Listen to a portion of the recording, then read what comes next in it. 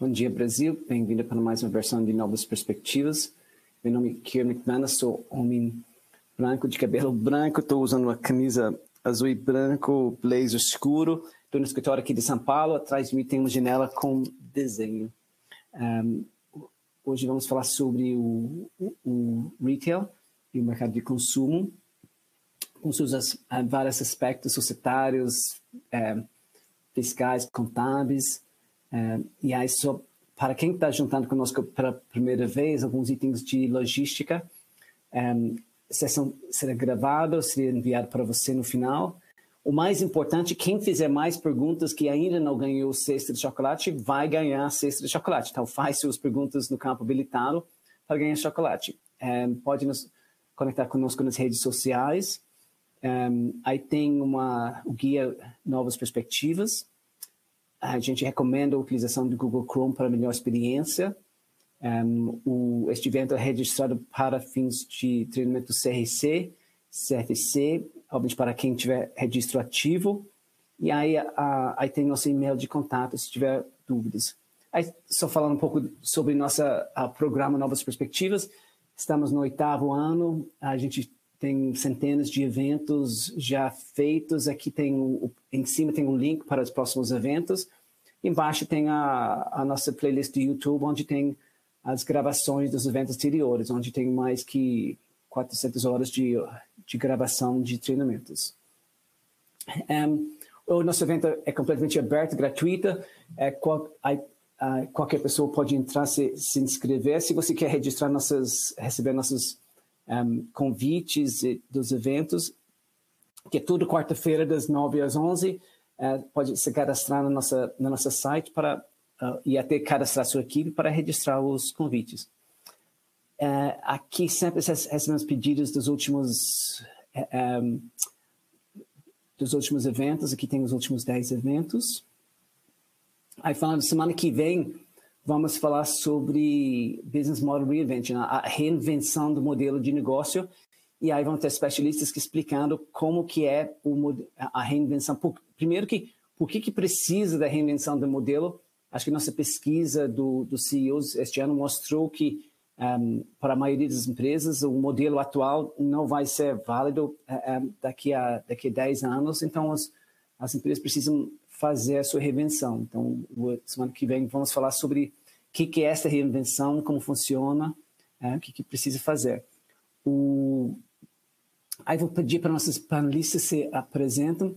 O Felipe, você quer se apresentar?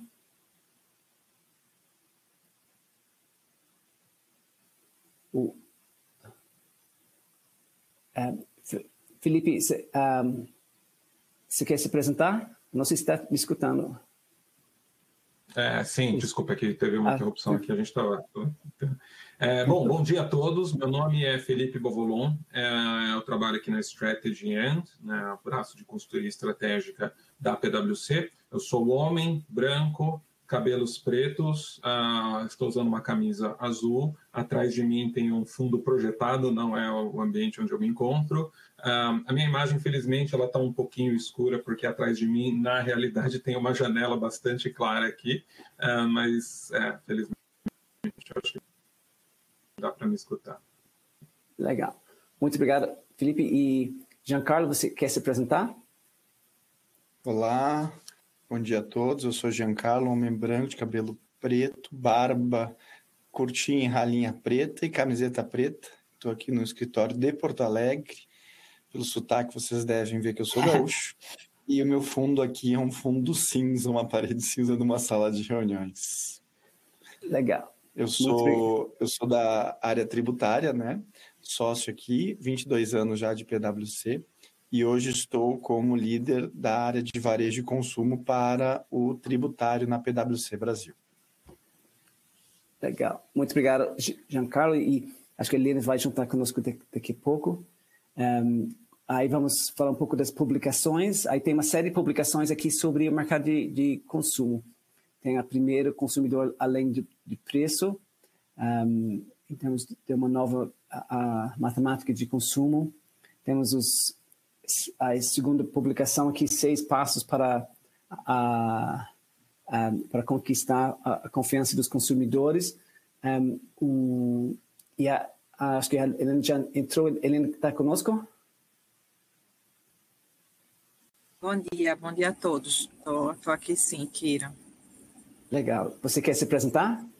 Sim, vou fazer minha autodescrição. Me chamo Helena, eu sou sócia da PwC na área de Assurance, na verdade auditoria, minha especialidade é auditoria das demonstrações contábeis, e eu também lidero a indústria de consumo e varejo para o Assurance no Brasil. E que tenhamos uma manhã, tenho pele branca, estou vestindo uma blusa preta de mangas longas, tenho cabelo castanhos claros, compridos, e atrás de mim tem um painel estofado na cor laranja. Bom dia a todos. Legal, muito obrigada, Helena. E aí, voltando para nossas publicações, tem a pesquisa de tendência e impactos do GLP-1, tem também o quarto que é previsões de negócios do IA de inteligência artificial para 2025. Temos também a pesquisa do Global de Digital Trust Insights, ou seja, e aí tem a quinta, que é resiliência cibernética, como superar os desafios diante da expansão dos ataques, que acaba sendo um risco para quem mexe com consumo, onde tem muito venda pela internet. E realmente muitos dados dos clientes. E aí, 7, os soluções para o mercado de consumo dos temas contábeis. Temos também 8, que é a reforma tributária sobre consumo. Obviamente, tem um impacto muito grande para o consumo. Aí tem umas publicações da PwC sobre, então, primeiro 9 sobre a regulamentação reforma tributária sobre consumo. E a segunda publicação aqui, ela é a reforma tributária da renda, que está em discussão. Então, ou seja, já estamos aqui com uma reforma tributária sobre consumo, que a gente já fez vários eventos, e agora estamos discutindo a reforma tributária da renda, que está em discussão, que ainda não tem uma legislação, que na verdade está sendo feito em pedaços. O 11º é estrategiando o impacto das apostas esportivas do consumo. Aí tem também estrategiando a inteligência artificial na indústria farmacêutica. Tem também estrategiando pesquisa global de readiness 2024, expectativas de prontidão consumidores para a era de veículos elétricos. E aí tem também estrategiando de bens de consumo. Já que a gente vai falar sobre a parte das contábil, aí tem as normas contábeis aplicáveis, que o CPC 47 de receita e 48 de instrumentos financeiros com recebíveis. Tem também na regra de mensuração de valor justo, que requer que todas as vendas são registradas em valor justo, e aí tem o link geral para os demais pronunciamentos.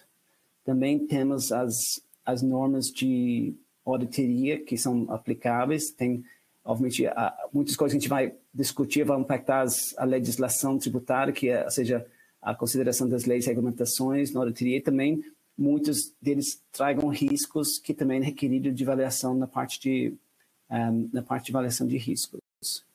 Finalmente, tem o link para a nossa nova equação, que é nosso modelo de trabalhar, sempre buscando soluções inovadoras. E aí, com isso, vamos para a nossa pesquisa tradicional de aquecimento. Aí deve estar chegando para vocês. Temos 5 perguntas de pesquisa. O objetivo aqui é para a gente entender as áreas que a gente deveria discutir mais e as áreas para a gente focar nessa discussão de hoje. Então, a gente agradece a todo mundo que poderia entrar para votar. E aí, no final, chega para você o resultado da votação. Então, quais são os principais diferenciais nos produtos para os consumidores? Opção A, experiência de compra agradável. B, preço justo. C, produtos de qualidade. D, marca. E, praticidade na hora de levar a compra. F, relacionamento com cliente, G, vendedores, H, não sei responder. E aqui está tendo mais votos aqui, opção B, que preço justo, seguido por C, produtos de qualidade. Aí na sequência vem experiência de compra agradável, e depois disso vem a praticidade na hora de levar a compra e também relacionamento com o cliente. Interessante que tem tem bem menos votos para marca e também para vendedores, que interessante. Então o resultado já deve estar chegando para vocês. Muito obrigado para todo mundo que entrou aqui. Mas o preço, ou seja, os dois itens mais importantes, o preço e qualidade do produto. Vamos para a segunda pesquisa. Como a sua empresa cria relacionamento com clientes. Então, aqui, relacionamento com clientes, opção A, asseguração de contabilidade, B, criando métricas para monitorar a satisfação, entendendo o comportamento do cliente, D, qualidade, empatia no atendimento, e demonstrando que a empresa e produtos e serviços são confiáveis, F, relacionamento e interação recorrente, G, contribuindo para o sucesso do cliente, e H, não sei responder. Então, pensando no relacionamento com o cliente, o que está tendo maior volume de votos aqui é a opção E, que é demonstrando que a empresa e produtos e serviços são confiáveis. E seguido por D, que é qualidade e empatia no atendimento. Aí vem entendendo o comportamento do cliente.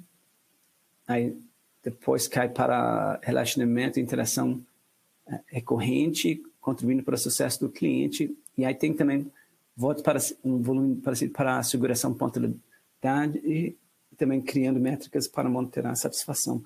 Mas os grandes, em termos os maiores votações aqui demonstrando que a empresa, produtos e serviços são confiáveis, qualidade e empatia no atendimento, entendendo o comportamento do cliente, que são os 3 maiores aqui. Aí, muito obrigado para os votos e vamos para a terceira pesquisa. Aí você pode escolher quantas nessas pesquisas, pode escolher quanto você quiser na sua tela. Então, terceira pesquisa, quais são as principais formas de pagamento para produtos? Aí tem, então, formas de pagamento. Aqui nós temos opção A, Pix, B, cartão de crédito de banco, C, cartão de débito de bancos, D, dinheiro, E, cartão da loja, bandeirado, o private label, F, cheque, o carnê da loja, G, boleto, H, não sei responder. Agora, as respostas que estão vindo aqui, os dois destacadamente, os dois grandes aqui é o cartão de crédito do banco e Pix. Ou seja, cartão de débito vem na sequência, mas bem menos, e tem um pouco de boleto, mas o resto tem bem menos votos. Ou seja, cartão de crédito e Pix tem uns grande volume aqui e estava seguido por cartão de débito, mas e alguns boletos, mas a grande maioria estão no cartão de crédito ou Pix. Então, com isso, vamos para nosso próximo, vamos para a penúltima pesquisa. Aqui, quais são os incentivos para o crescimento das vendas? Então, pensando em como crescer as vendas, quais são as áreas de foco aqui? A opção A, impactos ambientais positivos, B, bem-estar, nutrição, produção de alimentos mais sustentável, C, equilíbrio no uso de mídias sociais, D, boa proteção para os dados pessoais, usando dados pessoais para melhor experiência dos clientes, F, gerenciar o valor do produto e liderando com aumentos de preços. G, utilizando inteligência artificial, as operações comerciais. H, não sei responder. E o interessante aqui que está tendo, vamos ver, então, o que está tendo maior volume de votos aqui é gerenciar o valor do produto e lidando com aumentos de preços. Aí, isso, destacadamente, tem maior volume de votos, seguido por D, que é boa proteção de dados pessoais. E aí temos votos para os demais, mas são parecidos, ou seja, impactos ambientais positivos, bem-estar, nutrição, produção de alimentos mais sustentáveis, de equilíbrio nos mídias sociais, usando dados pessoais para melhorar a experiência dos clientes. São todos eles têm votos, mas o destaque aqui é para gerenciar o valor do produto e lidando com aumentos de preço. Ou seja, o preço, o pessoal está muito sensível ao preço. Aí, com isso, vamos para a última pesquisa aqui. Aqui é o quinto. Quais são os principais desafios contábeis em contratos com clientes? Então, quando olha os contratos com clientes, olha os potenciais desafios em termos de tratamento contábil, onde você enxerga que tem os desafios para fins do registro contábil adequado. Então, nós temos a opção A, direito de devolução, B, venda com o agente o principal, ou seja, se você vai registrar a venda bruta ou somente a comissão. C, contratos de distribuição, ou seja, quando que é vendido, o CIF, FOB, quem paga o seguro. D, incentivos de venda, programas de fidelidade. F, licenças e franquias, quando você está operando uma rede via uma franquia. G, garantias, que é dado para os produtos. A F, faturamento sem entrega, ou seja, quando se fatura, mas ainda não tem entrega de produto. E não se responder. Os itens aqui que são considerados desafios para a nossa votação. E aí, muito obrigado para todo mundo que está votando aqui. Parece que tem muitos. Tem as garantias. A opção G, temos os programas de fidelidade. Temos os incentivos de venda, as contratos de distribuição para decidir em que momento que passa o produto para o cliente, e a opção A, que é direito de devolução. Aí tem menos votos para a discussão de se a empresa está operando como agente ou principal, e também licenças e franquias também tem poucos votos.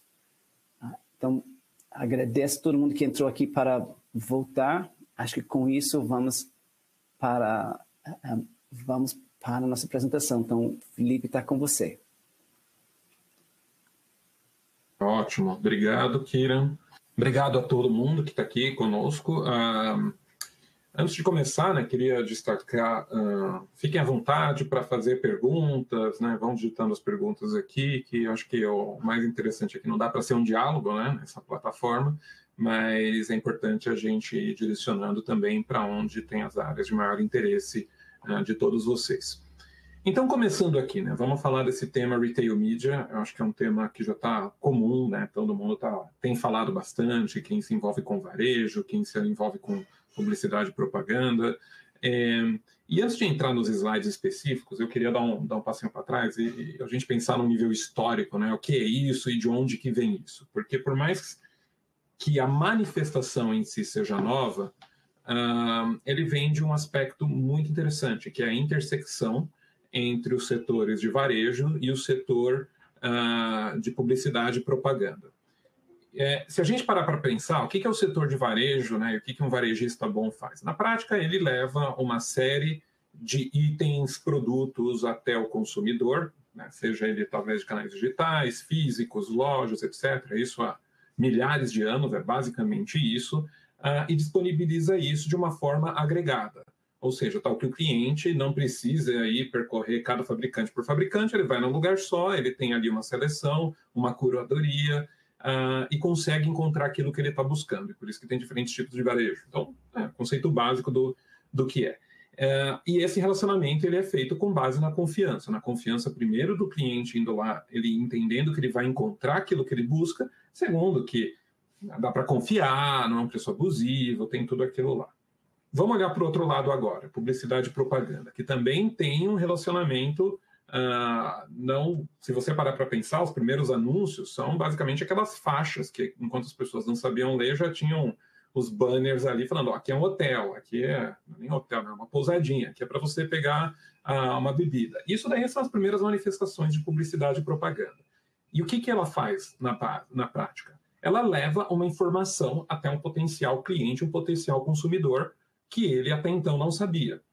Esse é o conceito fundamental. É claro que levando essa informação, isso desperta desejo, isso desperta interesse, tem uma série de efeitos de segunda ordem que são extremamente relevantes. Mas é isso, na prática, levar essa informação. E se a gente parar para pensar, desde a industrialização, né, quando a gente pensa em lojas, essas duas áreas elas já têm intersecções relevantes. Pensa quando você vai numa loja, o próprio varejista, né, como é um lugar no qual você tem a sua atenção focada ali, ele tem a possibilidade de te passar diversas informações através de diferentes elementos. Desde a altura da prateleira, né, que são elementos assim, até banners, já viu aqueles estandes, por exemplo, em grandes lojas, tudo aquilo são maneiras de publicidade e propaganda que vão te passando algumas informações e, através disso, claro, vai influenciando o seu momento de compra, sim, certamente, mas com esse viés. E as lojas já sabem disso, cobram dos fabricantes, etc., etc., mas, é claro, de uma maneira que não seja puramente, vamos dizer assim, mercenária, no sentido em que o varejista ele ainda tem o interesse de te dar o produto que você busca, né? de te levar aquilo. Ele não é uma plataforma manipulativa no mau sentido, é uma plataforma no qual disponibiliza os produtos, também aproveita aquilo para te passar informação, enfim, é assim que tem sido ao longo das últimas décadas. O que é retail media e qual é a grande diferença disso, né? Por que a gente fala, pensando nesse aspecto histórico, por que chegou nele? Por um aspecto muito simples, dados. Se a gente para pensar, a grande mudança aí, recentemente, é a profusão de dados. E esses dados, quando pensa nas grandes plataformas de anúncio que existem hoje em dia, são basicamente duas, tá, no mundo digital, o Google e o Meta. Qual é a grande vantagem deles versus outras tantas que tentaram, né, e às vezes não se estabeleceram tão bem? É que eles sabem duas coisas extremamente importantes sobre você. Primeiro, eles sabem o que você está buscando na internet. E o segundo, sabem quem são seus amigos, né, com quem você está conectado, e isso é extremamente valioso. E esse elemento de conexão, a gente pensa na Meta, é através do Facebook, sim, através do Instagram, através do WhatsApp. Então, ele tem toda a rede de contato. E sabe aquela frase famosa, né? Diz-me com que andas e dir-te-ei quem és? Isso é realmente real quando você coloca os dados na mesa. O Meta consegue dizer muita coisa sobre quem você é, sobre o que você deve estar buscando, sobre os tipos de elementos que você compra com base na sua rede de contatos pessoais e profissionais. Então, essa profusão de dados, ela viabiliza plataformas de anúncios muito mais assertivas do que no passado, onde você jogava um anúncio na TV e falava assim, deve atingir o meu público-alvo, aqui você consegue microsegmentar. Mas tem um terceiro elemento que essas plataformas, elas tentam ter tudo, mas que os varejistas têm. Os varejistas sabem o que você está buscando comprar e o que você está comprando. Isso é extremamente valioso.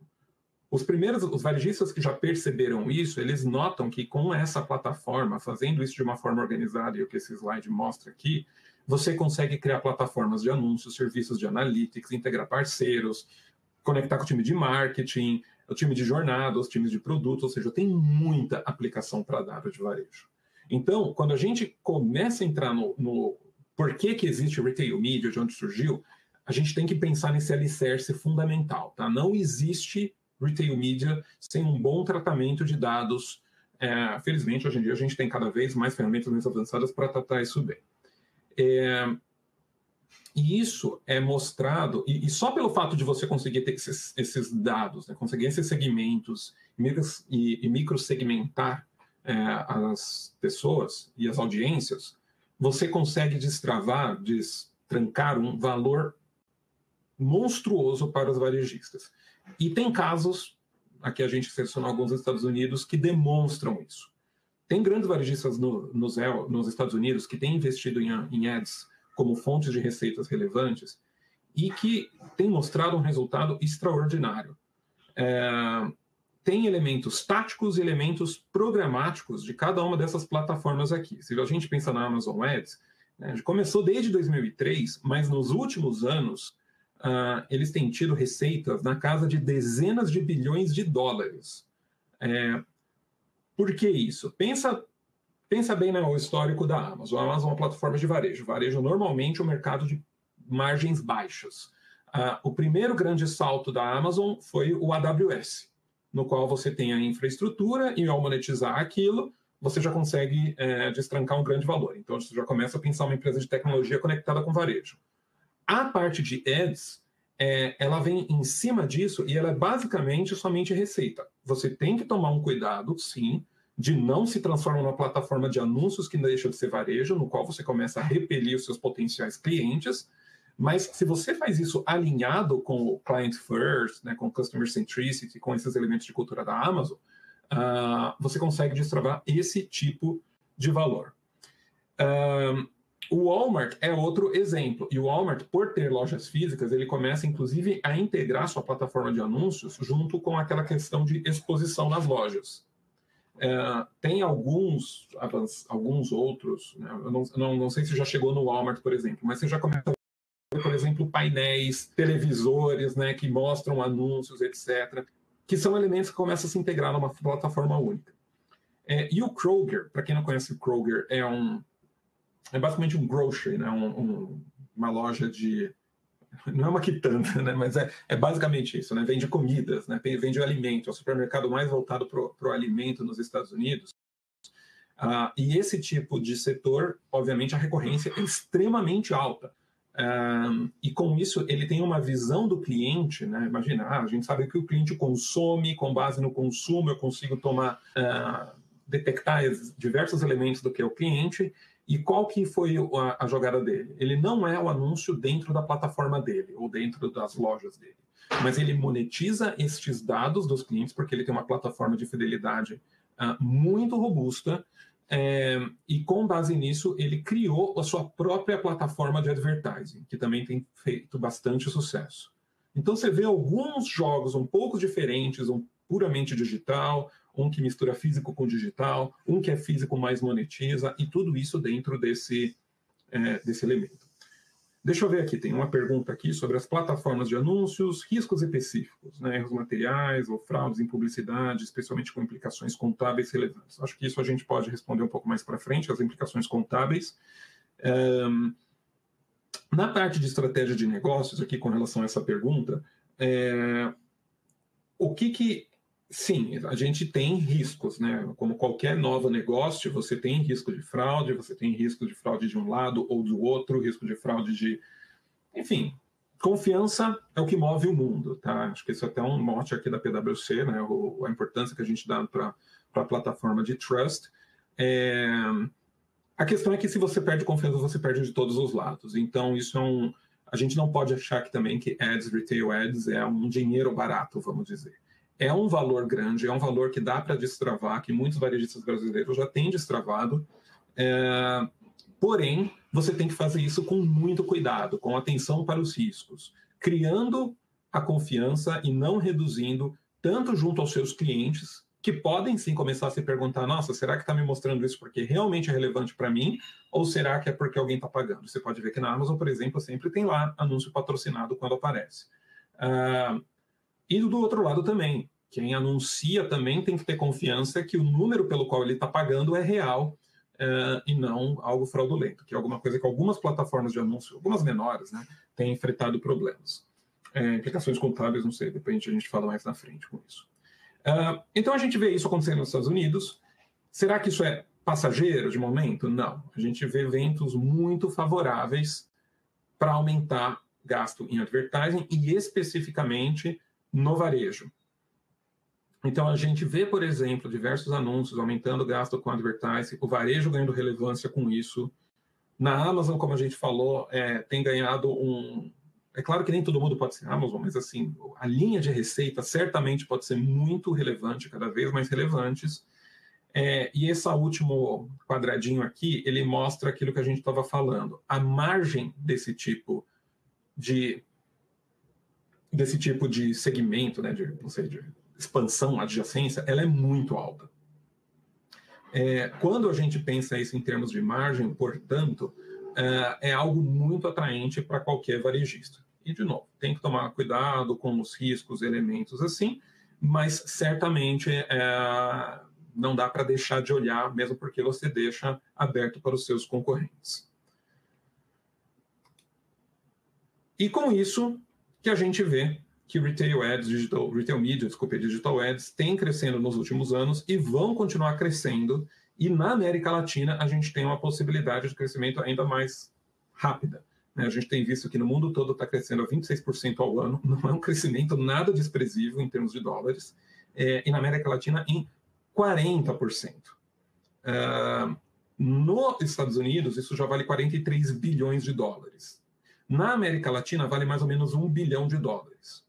Se a gente para pensar, normalmente os mercados do Brasil, quando estão maduros, eles costumam ser 1/10 do mercado de elementos equivalentes nos Estados Unidos. Ou seja, se a gente fazer uma regrinha de 3 básica, talvez o mercado só do Brasil possa ser uns 4 bi de dólares, a América Latina como um todo, não sei, uns 5 a 6, alguma coisa assim. Então tem um potencial grande aqui. E de onde que deve vir isso? Provavelmente, de onde que vem esses anúncios? Sim, é o crescimento de advertising como um todo, mas o que a gente vê no Brasil é que, olha só a barrinha e compara com o que acontece nos Estados Unidos. Nos Estados Unidos, 75% dos ads, né, de plataforma de publicidade e propaganda, já é direcionada para mídias digitais. No Brasil, somente 55%. Então, se tem um share para aumentar, provavelmente é em cima da mídia tradicional. Quando a gente vê dentro do setor de digital ads, nos Estados Unidos já é quase 20% de tudo que é digital está em retail ads. No Brasil, somente 8%. Então, aqui também tem uma possibilidade de crescimento. A implicação quando a gente combina essa coisa uma com a outra é que se nos Estados Unidos, talvez, Google e Meta já estejam um pouco preocupados com o crescimento de retail ads, no Brasil, eles ainda têm espaço para crescer em cima da mídia tradicional e o retail ads tem espaço para crescer mais rápido. E quem são os grandes players desses mercados? A gente pode ver que nos Estados Unidos a Amazon é claramente dominante, com o Walmart crescendo rapidamente aqui. E no Brasil, o Mercado Livre tem uma posição muito relevante, quase metade, porém, não é aquela coisa que acontece nos Estados Unidos. Aqui tem espaço bastante para pequenas plataformas irem crescendo e se estabelecendo. A gente vê a Amazon com um jogo grande aqui, Magalu, Americanas e diversos outros, e cada vez mais. Deixa eu ver que tem algumas perguntas aqui, deixa eu pausar. O varejista, como tem esse os varejistas que têm dificuldade em entender o mundo digital, qualidade de informação. A verdade é que sim, quando a gente volta lá alguns slides anteriores, tudo isso depende do estabelecimento de uma boa governança e estratégia de dados. Se a gente não estabelece uma boa governança de dados, uma boa estratégia de dados, não tem como, né? É um alicerce fundamental aqui.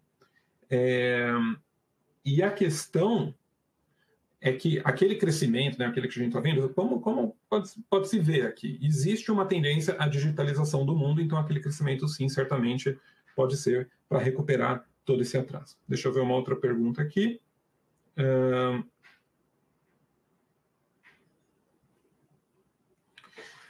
Tem uma pergunta aqui sobre como que a gente pode alavancar a penetração de retail media na América Latina, considerando que o mercado está em desenvolvimento, dominado por poucos players, estratégias criativas, com menos gastos. Vamos colocar assim, né? Esse mercado de retail media a gente tem que analisar dos dois ângulos. Eu acho que esse é um bom slide, inclusive, para responder essa pergunta, porque esse slide aqui mostra que, nossa, mas tem dominado por poucos players. Sim, tem um elemento de alguns players dominarem grande parte, porém, o mercado é muito grande. A gente está falando de $1 bilhão agora na América Latina, no Brasil, né, e crescendo 43% ao ano, ou seja, tem espaço para quem quiser entrar nesse momento, conseguir entrar. E tá bom, você não vai ser o tamanho do Mercado Livre, gente, nem todo mundo pode ser o tamanho do Mercado Livre ou da Amazon nos Estados Unidos, né? Não quer dizer que não tem dinheiro extremamente relevante para o seu varejista, seja ele quem for, e melhor ainda, né? Um mercado cujas margens são extremamente altas. Então, essa é a dinâmica que a gente está sentindo no varejo. Não é uma questão de, mas eu não vou conseguir dominar, etc., é mais ou menos assim, todos os ventos favoráveis, crescendo, sim, com cuidado de que alguns players podem dominar ainda mais, mas que não coloca na sua meta, vou ser tão grande quanto a Amazon é nos Estados Unidos. Coloca na sua meta, dentro do meu setor, do meu negócio de varejo aqui, eu vou tornar isto uma plataforma relevante, aproveitar que o mercado de publicidade e propaganda está olhando isso com muito carinho, com muita atenção, e vou surfar numa onda, num vento extremamente favorável. Isso é um elemento de estratégia. A gente vê que boa parte do sucesso estratégico das empresas depende muitas vezes de você escolher os ventos apropriados e tentar também evitar conflitos diretos com alguns em espaços extremamente similares. A questão que aqui, quando a gente fala de Retail Ads, você não vai no mesmo elemento similar, porque na prática você é dono daquela audiência cativa no momento que ele está na sua plataforma, seja no seu webpage, seja na sua loja. Então não tem concorrente, o concorrente é você mesmo. Então por isso que esse setor aqui ele é tão pujante. Vamos lá. Então, olhando aqui no Brasil, onde que provavelmente a gente ainda tem grande potencial? A gente tem visto que dentro da participação total digital nos gastos com publicidade no Brasil, roupas, eletrônicos, alguns outros itens aqui tem um percentual muito grande. E os retail ads estão subpenetrados ainda. Então, vestuário, beleza, casa de decoração, pets, eletrônicos, TI, ainda tem elementos que poderiam fazer com que lojas dedicadas a estas categorias aqui desenvolvessem plataformas próprias de retail ad de uma forma muito bem sucedida. A gente tem visto algumas farmacêuticas entrando nesse setor, por exemplo, e tem resultados rápidos com relação a isso. Farmácia, beleza, né, são elementos conectados, mas tem um potencial aqui grande. A gente vê, por exemplo, que, olhando o slide na parte direita aqui, a Amazon Ads, saúde e família é onde está a maior parte do investimento. E casa e cozinha vem logo depois. Então, a gente não está falando de suprimentos para pets e elementos assim. Então, a gente está vendo que tem potencial de crescimento em alguns setores específicos que ainda está subpenetrado aqui. É algo que a gente tem falado com nossos clientes, são alavancas relevantes, muita gente já entendeu o valor de alavancas financeiras, particularmente para fidelização de clientes aí em América Latina, onde financiamento é um negócio tão crítico. Essa daqui é uma que ainda é subexplorada até o momento.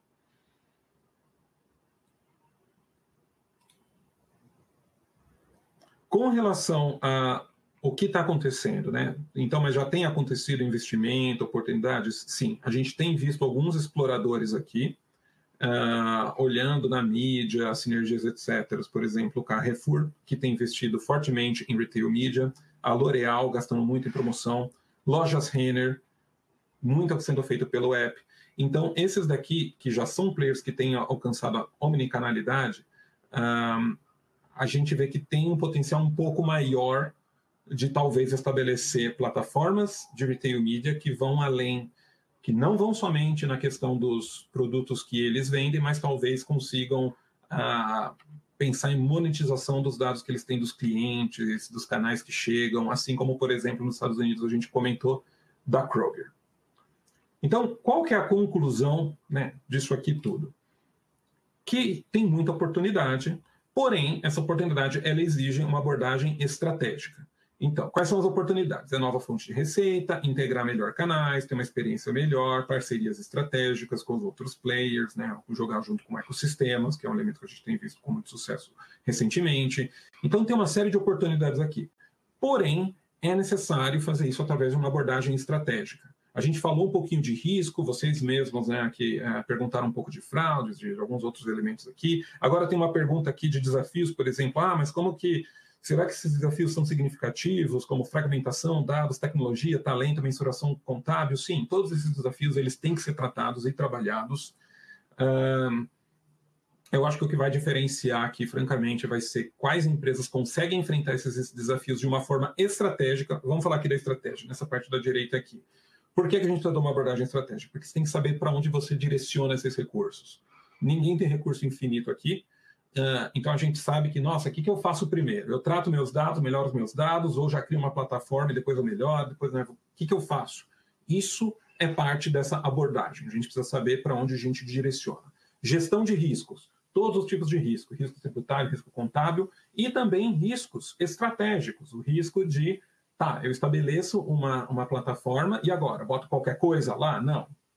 A gente tem visto desastres com plataformas de anúncio que permitem qualquer coisa aparecer ali. A gente não pode fazer isso, né? Você continua sendo responsável pelo seu cliente. Então, tem que tomar cuidado com riscos estratégicos também. Focar nos objetivos. Também tem que tomar um cuidado, porque quando o dinheiro começa a vir, e aí isso vira muito tentador, pode ser complicado, sim, você dar um puxãozinho para trás e falar, olha, eu tenho que tomar cuidar do meu cliente aqui, manter a lealdade dele, porque vai vir muita oportunidade de você desviar do objetivo e falar, não, agora eu sou uma plataforma de anúncio com um varejinho atrelado, e de repente perde-se o rumo. E, finalmente, adaptação às mudanças. Aí é um outro elemento também bastante crítico. Com esse mundo moderno, as coisas têm mudado muito rapidamente, tá? E é meio lugar comum falar isso, mas veja, por exemplo, como há 2 dias o ChatGPT já puxa anúncios da internet, e se você fala para o ChatGPT, nossa, eu estou buscando XYZ, ele te traz recomendações de compra. Até o momento, pelo que eu tinha visto, pelo que eu estava vendo hoje, inclusive, isso não é patrocinado. Tá? Então, isso, aparentemente, essa pergunta para o ChatGPT, ele realmente está tentando te entregar o melhor no entendimento dele. Quanto tempo pode demorar para isso ser patrocinado? E se for patrocinado, e se isso virar uma linha de receita para o OpenAI, você acha que eles não vão querer estabelecer parcerias? E essa parceria vai depender de dados, como tudo que tem a ver com AI? E esses dados têm que ser tratados, quem tiver com dado melhor tratado não vai ter não vai estar um pouquinho à frente ali para estabelecer esse tipo de relacionamento. Então, são elementos que a gente tem que ir pensando também, tomar essas decisões, não só com base naquilo que a gente vê hoje, mas também no que a gente visualiza para o futuro. Deixa eu responder algumas perguntas antes de ir para o próximo aqui. O Brasil exporta muito sapato para os elas, que foi implementar uma taxação. Será que tem impacto na lucratividade da balança comercial do Brasil?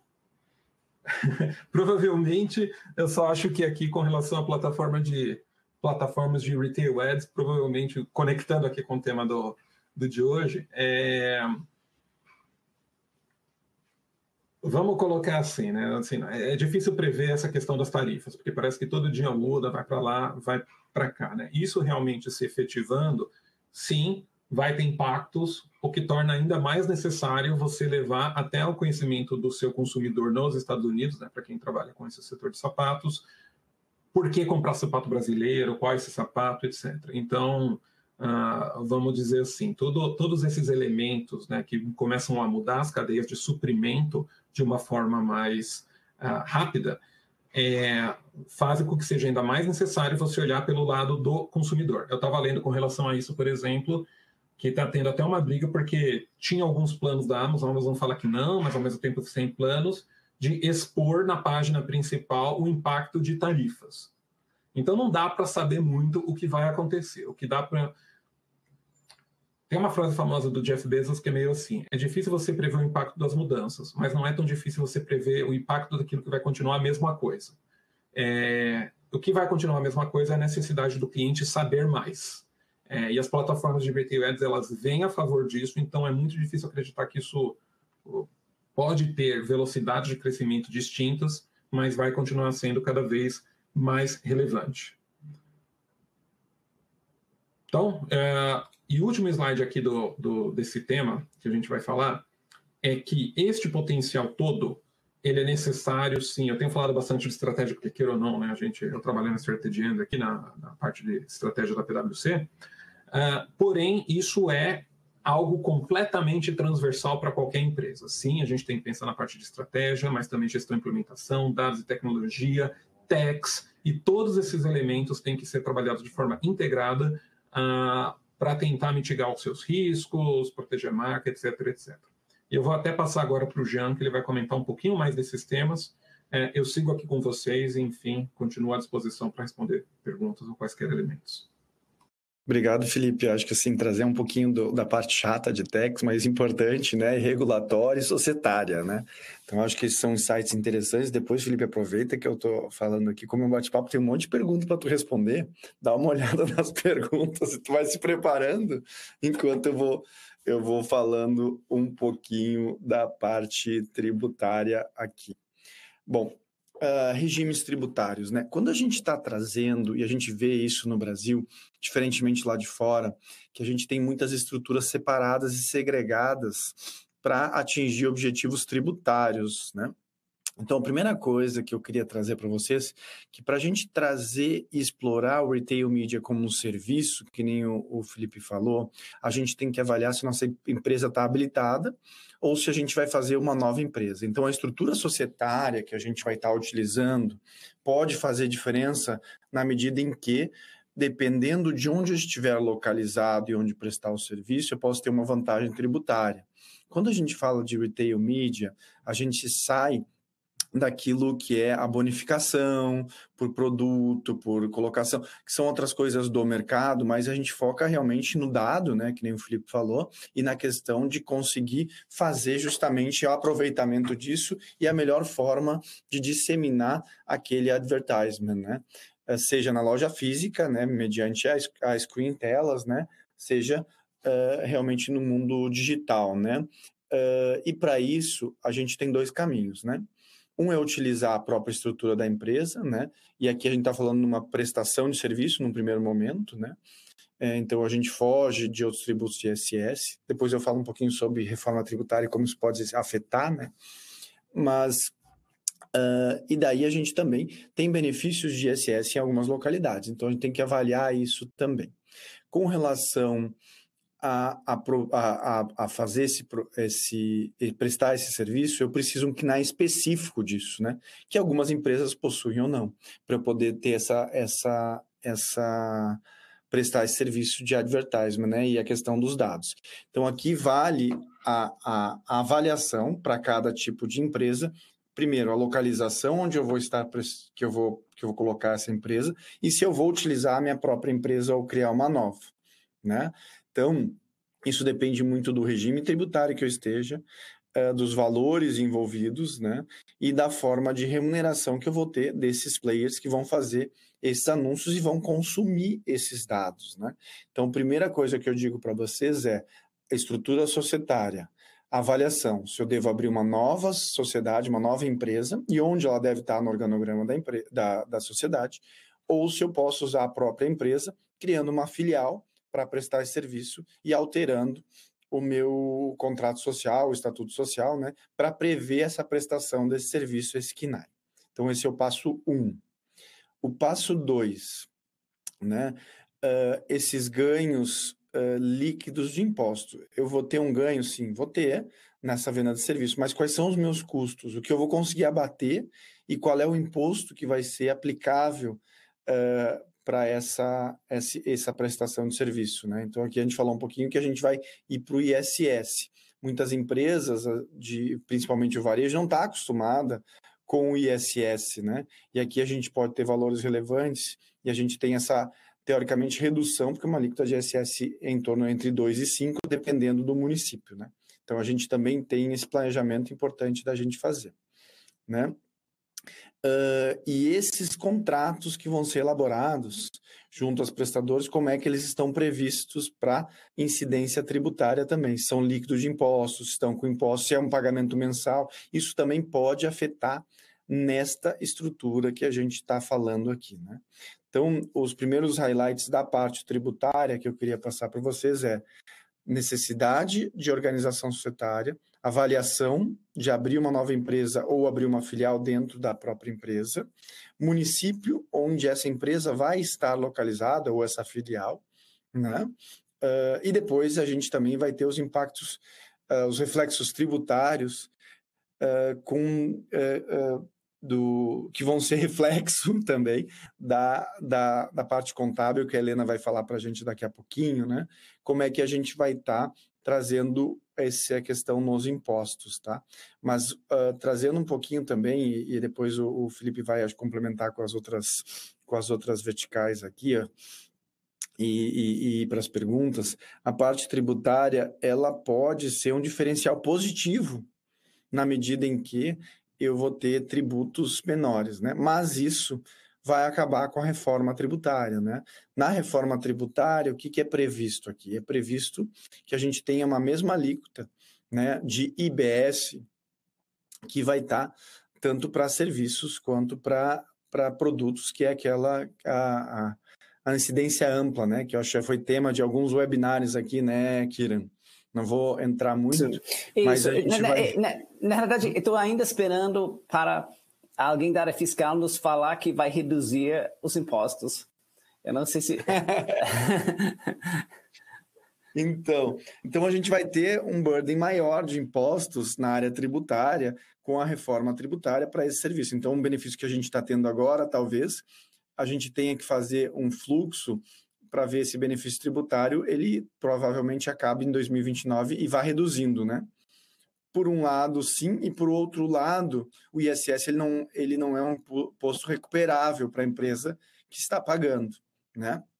Então, lá na frente, por mais que eu tenha um desembolso de caixa maior, pagando o IBS, ele vai ser recuperável pela pessoa que está consumindo esses dados. Então, por um lado, eu vou ter um desembolso de caixa menor, mas lá na frente eu vou ter essa empresa que contratou os dados vai poder se creditar desse imposto, né? Então, a gente vai ter isso, mas espera-se que a carga tributária sobre esse serviço aumente, né? Visto que a alíquota do IBS é bem superior à do ISS, que eu comentei, de 2% a 5%. Então, a gente vai ter essa mudança para frente, né? Trazendo um pouquinho de benchmark de mercado, né? A gente vê algumas companhias públicas que abriram as próprias empresas e outras não, né? Então a gente tem a Raia Drogasil, ela abriu uma sociedade para isso, né? Isso é público, né? A própria Pague Menos não chegou a abrir uma nova, né? Mas ela também tem a parte de retail media, se vocês olharem ali também, né? O Pão de Açúcar, ele criou uma empresa nova. Na verdade, ele comprou uma empresa de marketing digital, né? Que é um caminho, né, Felipe? Muito utilizado pelas empresas, né? E daí, com base nisso, ele utiliza essa empresa. Então, não existe um modelo certo, né? Aquele que funciona melhor para a sociedade, né? Porque toda essa gestão dos dados, tecnologia, é um know-how que a empresa de varejo está começando não tem. Ela pode ou construir dentro de casa ou pode comprar isso, né? E muitas passam pelo caminho de comprar e daí já compram uma empresa e essa empresa já presta esse serviço, né? Então, a gente também tem esses caminhos, né, Felipe? Não sei se quer acrescentar alguma coisa nessa parte das estruturações, né? Mas os caminhos possíveis, assim que eu vejo. Não, o que eu acrescentaria aqui, já acho muito bom isso daí que você está dizendo, é o alinhamento desse tipo de caminho societário que a gente coloca com o modelo de negócios, relacionamentos esperados dentro do grupo ou dentro da empresa. O que acontece? Cada uma desses tem implicações, né? E idealmente você alinha essas duas coisas. Ou seja, não, vou fazer tudo dentro de casa, vou só alterar algumas coisinhas aqui. Provavelmente você está falando, eu vou continuar sendo uma empresa de varejo com esse bracinho para explorar receitas adjacentes, etc., mas o meu foco continua sendo o varejo.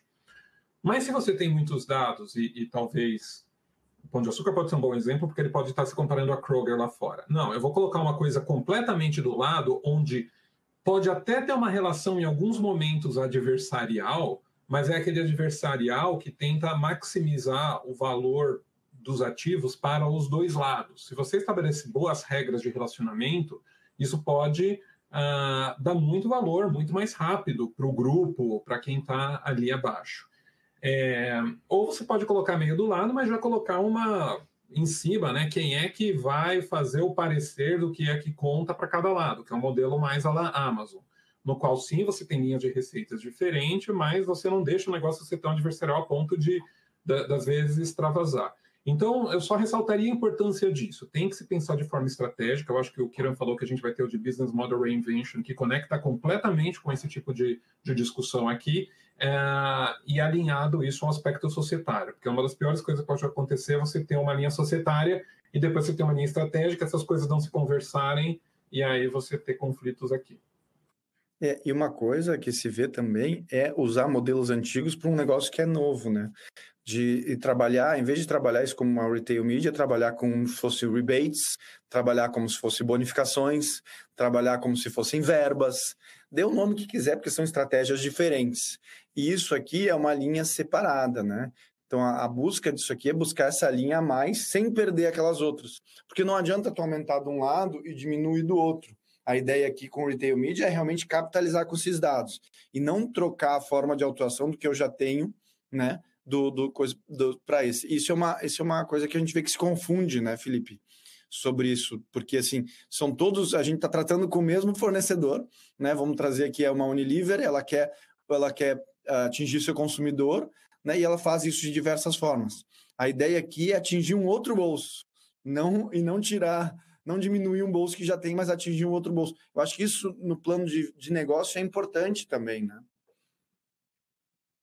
Não, sem dúvida. E aí, bom, enfim, é que a gente tem muito material e muito conhecimento aqui dos projetos, né? Porque isso já me chama para um outro elemento. Quando você começa a falar de retail media, a gente pensa direto, né? A plataforma de anúncios, etc. Mas a verdade é que o setor, eles têm uma divisão clara entre dois grandes focos, vamos dizer assim. O primeiro é o cliente que está lá, você fazer comprar mais daquele produto. Isso é quantificável, é o que a gente pensa tradicionalmente, o que a Amazon faz, o que o Mercado Livre faz, né? aquela parte mais visível.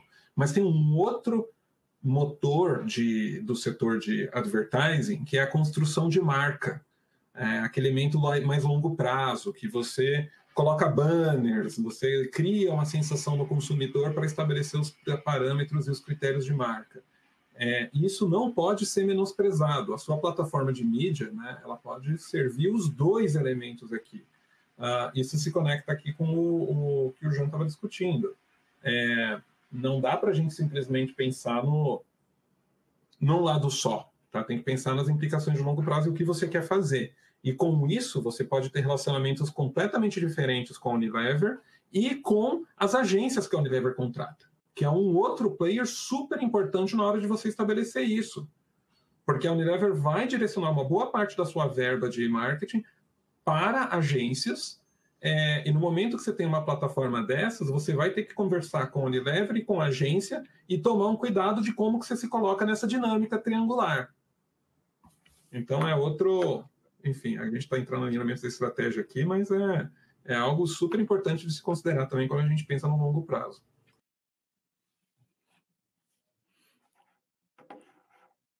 Sem dúvida. Eu acho que a gente pode abrir para a Helena falar um pouquinho agora sobre a parte contábil. Eu acho que é super importante também a gente trazer esse reflexo.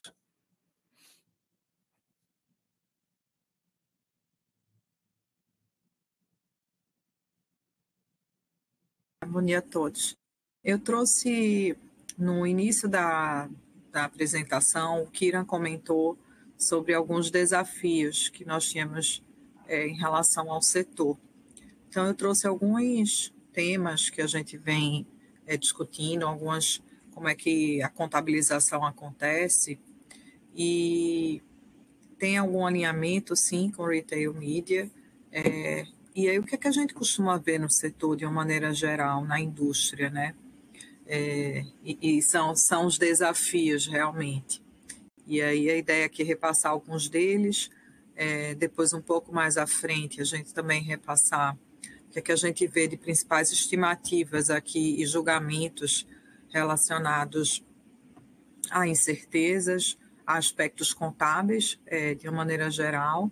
E aí, quando a gente fala aqui de direito de devolução, esses direitos de devolução, eles são, via de regra, concedidos no setor de varejo de consumo, e eles podem assumir algumas formas. Na verdade, a forma de proteção, seja contra a obsolescência de produtos, rotação de estoques, acordos de troca, ou o direito de devolver esses produtos ao término de um contrato. Então, esses direitos, via de regra, eles são especificados em contratos com clientes ou distribuidores. Algumas vezes também são implícitos durante o processo de venda, ou baseados muitas vezes também em práticas históricas. E essa receita, do ponto de vista contábil, ela não deve ser reconhecida para as mercadorias que se esperam que sejam devolvidas. E uma obrigação deve ser reconhecida para os reembolsos que são esperados aos clientes. Então, essa obrigação de reembolso, ela deve ser atualizada a cada período de reporte, para refletir essas mudanças nas expectativas de reembolso. E esse ativo, um ativo e um ajuste correspondente aos custos das vendas também, eles devem ser reconhecidos pelo direito de recuperar essas mercadorias dos clientes quando há liquidação da obrigação de reembolso. Então, esse ativo, inicialmente, ele é mensurado pelo custo do estoque vendido e aí deduzido de quaisquer custos que sejam esperados para recuperar os bens e o impacto também de qualquer redução no valor desses bens. E ao final de cada período de reporte, esse ativo deve ser remensurado com base nessas mudanças de expectativas. E aqui a gente fala de direito de retorno, mas aqui a gente tem também os programas de fidelidade. E aí, quando a gente tem os programas de fidelidade, tem algumas características específicas desses programas, e os varejistas, eles frequentemente usam esses programas muito para fins de promoção, de lealdade à marca, né, aumentar o volume de vendas, oferecer aos clientes algum incentivo para que eles comprem seus produtos. E cada vez que o cliente compra esses bens ou serviços ou realiza uma outra ação que seja qualificável, esse varejista ele concede esses créditos de premiação. E esses créditos de premiação, eles devem ser considerados para fins contábeis como uma obrigação de desempenho separada. Então, o que a gente vê são esses programas de fidelidade sendo reconhecidos contabilmente como uma obrigação de desempenho separada. Isso só trazer aqui nesta ponta desses programas de fidelidade, talvez uma coisa que sempre me impressionou sobre os programas é o volume de dados que dá em você controlar um programa desse, porque em tese você está controlando, vamos dizer, créditos por pessoa, e normalmente eles têm prazos de utilização também. Então, você tem um sistema onde você tem que controlar os créditos baseados no volume das transações específicas que essa pessoa fez, com os valores, e muitas vezes vinculada com produtos específicos. E aí você está controlando isso por pessoa e aí por prazo que eles têm que resgatar os pontos. Então, acaba dando muito trabalho em termos de processamento de dados e controle de dados. Tipo, e se você perder controle dessa aqui, tipo, aí você começa a ter pessoas tirando outros benefícios do programa e acaba dando... E até se você não controla corretamente, você tem tem que ter tipo, quase um call center para atender as reclamações das pessoas que se você não controla corretamente. Então, acaba sendo um desafio muito grande para você montar e controlar um programa de fidelidade. E envolve muita estimativa, né? Análise de dados e estimativas, porque muitas vezes o cliente ele pode resgatar esses créditos por prêmios, por produtos, né? Ou muitas vezes alguns serviços gratuitos ou com desconto. Então, como você mencionou, Kira, envolve um volume super relevante de dados, mas também a utilização de diversas premissas de como é que isso deve ser reconhecido. Isso sem falar daquelas vezes, eu fico pensando quantas vezes chega num supermercado para resgatar seu programa de pontos e aí você vê lá no stand dos prêmios e não tem prêmio, aqueles prêmios que eram bons, que você estava poupando seus pontos para ganhar, não tem mais. Então tem tudo um aspecto logística por trás disso. E aí, quando a gente move aqui para os incentivos ao cliente, né, também as entidades de varejo oferecem uma ampla gama de incentivos aos clientes. Os varejistas frequentemente oferecem cupons, reembolsos nos pontos de venda, alguns produtos gratuitos, naquele combo compre um, leve outro, alguns programas de equiparação de preço. E aí a gente também tem os fabricantes de produtos de consumo, que muitas vezes oferecem os abatimentos ao fornecedor, como descontos por volume, publicidade, né, cooperada, alguns subsídios relacionados ao desenvolvimento de mercado, à liquidação de preços.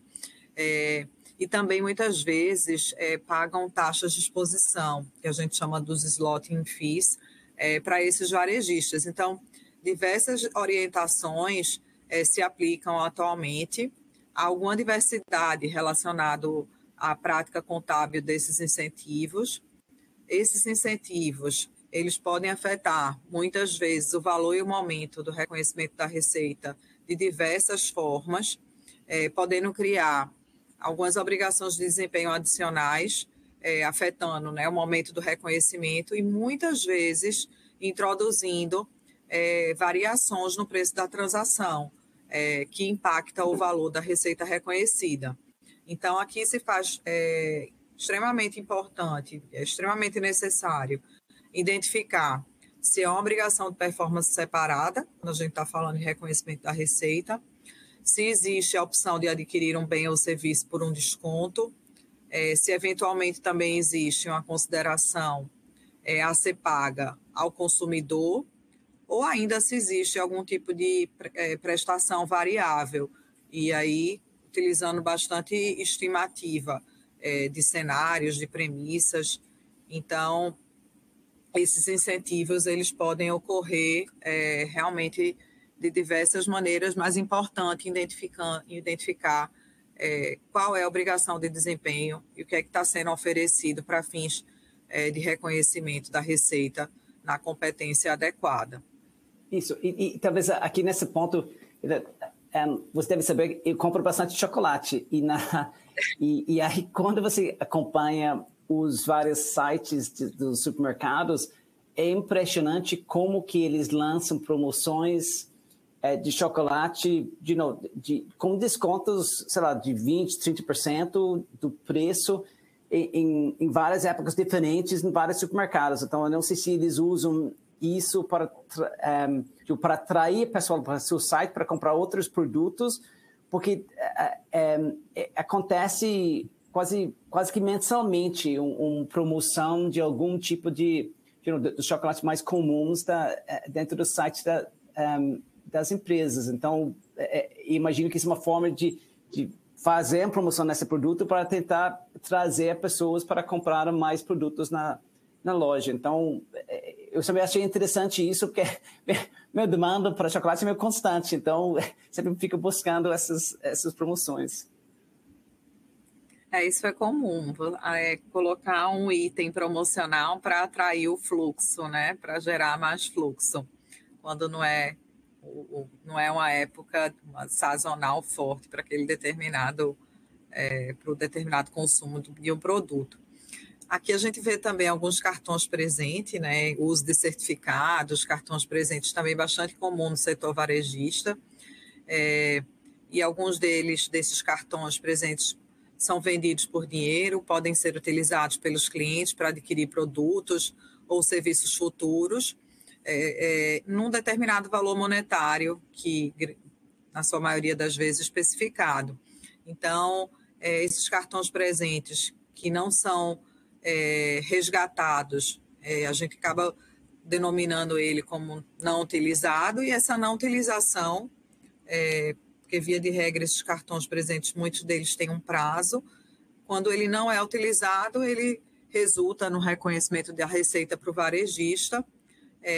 No entanto, esse momento do reconhecimento depende muito do comportamento esperado dos clientes e, obviamente, do que se tem em termos de restrição legal de jurisdição. Então, preciso sempre observar validade, quais são as premissas, né, o comportamento esperado, para que se tenha também uma competência adequada em termos de reconhecimento. E aí um dos desafios também que a gente tinha lá nas perguntas iniciais se relacionava a licenças, contratos de franquia. Então, licenças, de fato, são bastante comuns no setor de varejo e consumo. Muitos produtos incluem uma imagem ou um nome licenciado, e as entidades desse setor, elas costumam realmente licenciar seus nomes comerciais ou conceder direitos de franquias a terceiros. E aí é importante aqui analisar se esse contrato de licenciamento, se ele tem múltiplas entregas. Então, em tendo múltiplas entregas, é importante que a entidade sempre considere se a licença é uma obrigação de desempenho separada ou se ela deve ser combinada com outras obrigações. E aí o preço da transação inclui, muitas vezes, um elemento de contraprestação variável e contingentes a eventos futuros, como é o caso dos royalties. Então, importante é observar se essa contraprestação variável ela é incluída no preço da transação, e aí ela só é incluída se ela for altamente provável. Então, é muito importante identificar se essa contraprestação é altamente provável ou se, de fato, é provável que não haverá uma reversão significativa da receita reconhecida quando essa incerteza for resolvida. Então, existem algumas especificidades, existem algumas exceções também em relação à regra contábil, mas uma informação aqui importante é identificar realmente se tem múltiplas entregas ou não, porque existem maneiras diferentes de reconhecer em havendo entregas distintas. E aí, quando a gente fala aqui de garantias, é importante quando nós estamos observando as garantias, porque muitos dos produtos, muitas vezes, eles são vendidos com garantias padrão, né, que asseguram ao consumidor que aquele produto funcionará conforme esperado por um determinado período de tempo, mas muitas entidades também oferecem as garantias estendidas. Então, muitas vezes, quando a gente está comprando um determinado eletrodoméstico, um eletroeletrônico, o varejo, né, a loja oferece ali uma garantia estendida que cobre alguns defeitos após o término da garantia inicial. Nas garantias padrão, elas são tradicionalmente tratadas como uma provisão de custo, enquanto que essas garantias estendidas, elas resultam no diferimento da receita. Então, o que é que eu quero dizer com isso? A norma contábil de receita, ela distingue claramente as garantias que o cliente tem a opção de comprar separadamente, ou seja, aquelas garantias que são negociadas ou com preço separado. E as garantias que o cliente não tem essa opção. Então, é importante que a administração exerça aqui julgamentos quando está avaliando se uma garantia não vendida separadamente determina se tem um componente de serviço embutido que deve ser tratado como obrigação de desempenho separada. Então, é importante aqui que essas garantias estendidas sejam avaliadas e separadas, que aí, como eu mencionei aqui, essa receita, né, ela precisa ser diferida pelo tempo contratado. Tá? E, por fim, a gente colocou aqui o consignado. Então, o consignado, né, nada mais do que a empresa, quando faz aqueles arranjos de consignação, e aí é uma abordagem de venda com base na revenda, é muito utilizada em alguns acordos com distribuidores, e essa receita ela só é reconhecida quando o produto é vendido pelo distribuidor ao cliente final, esse cliente final sendo o consumidor. Então, o distribuidor ele pode ter o direito de devolver os produtos não vendidos, eventualmente rotacionar estoques antigos e também receber algumas concessões de preço. Então, como resultado disso, os riscos e benefícios dessa propriedade eles não foram transferidos. Então, algumas entidades aqui vendem produtos por arranjo de consignação, nos quais o comprador toma posse física do bem, mas ele não assume os riscos e benefícios.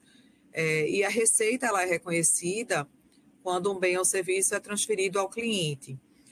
No caso aqui, a entidade transfere um bem ou serviço quando o cliente obtém o controle desse bem ou serviço.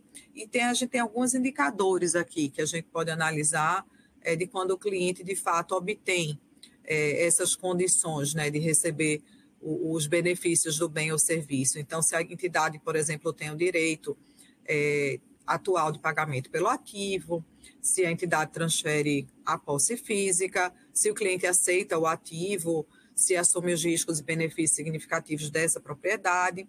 Então, quando a gente tem um produto em consignação, se o comprador ele tem a opção de posse física do bem, mas ele não tem obtido o controle, a entidade não deve reconhecer a receita para esses produtos em consignação.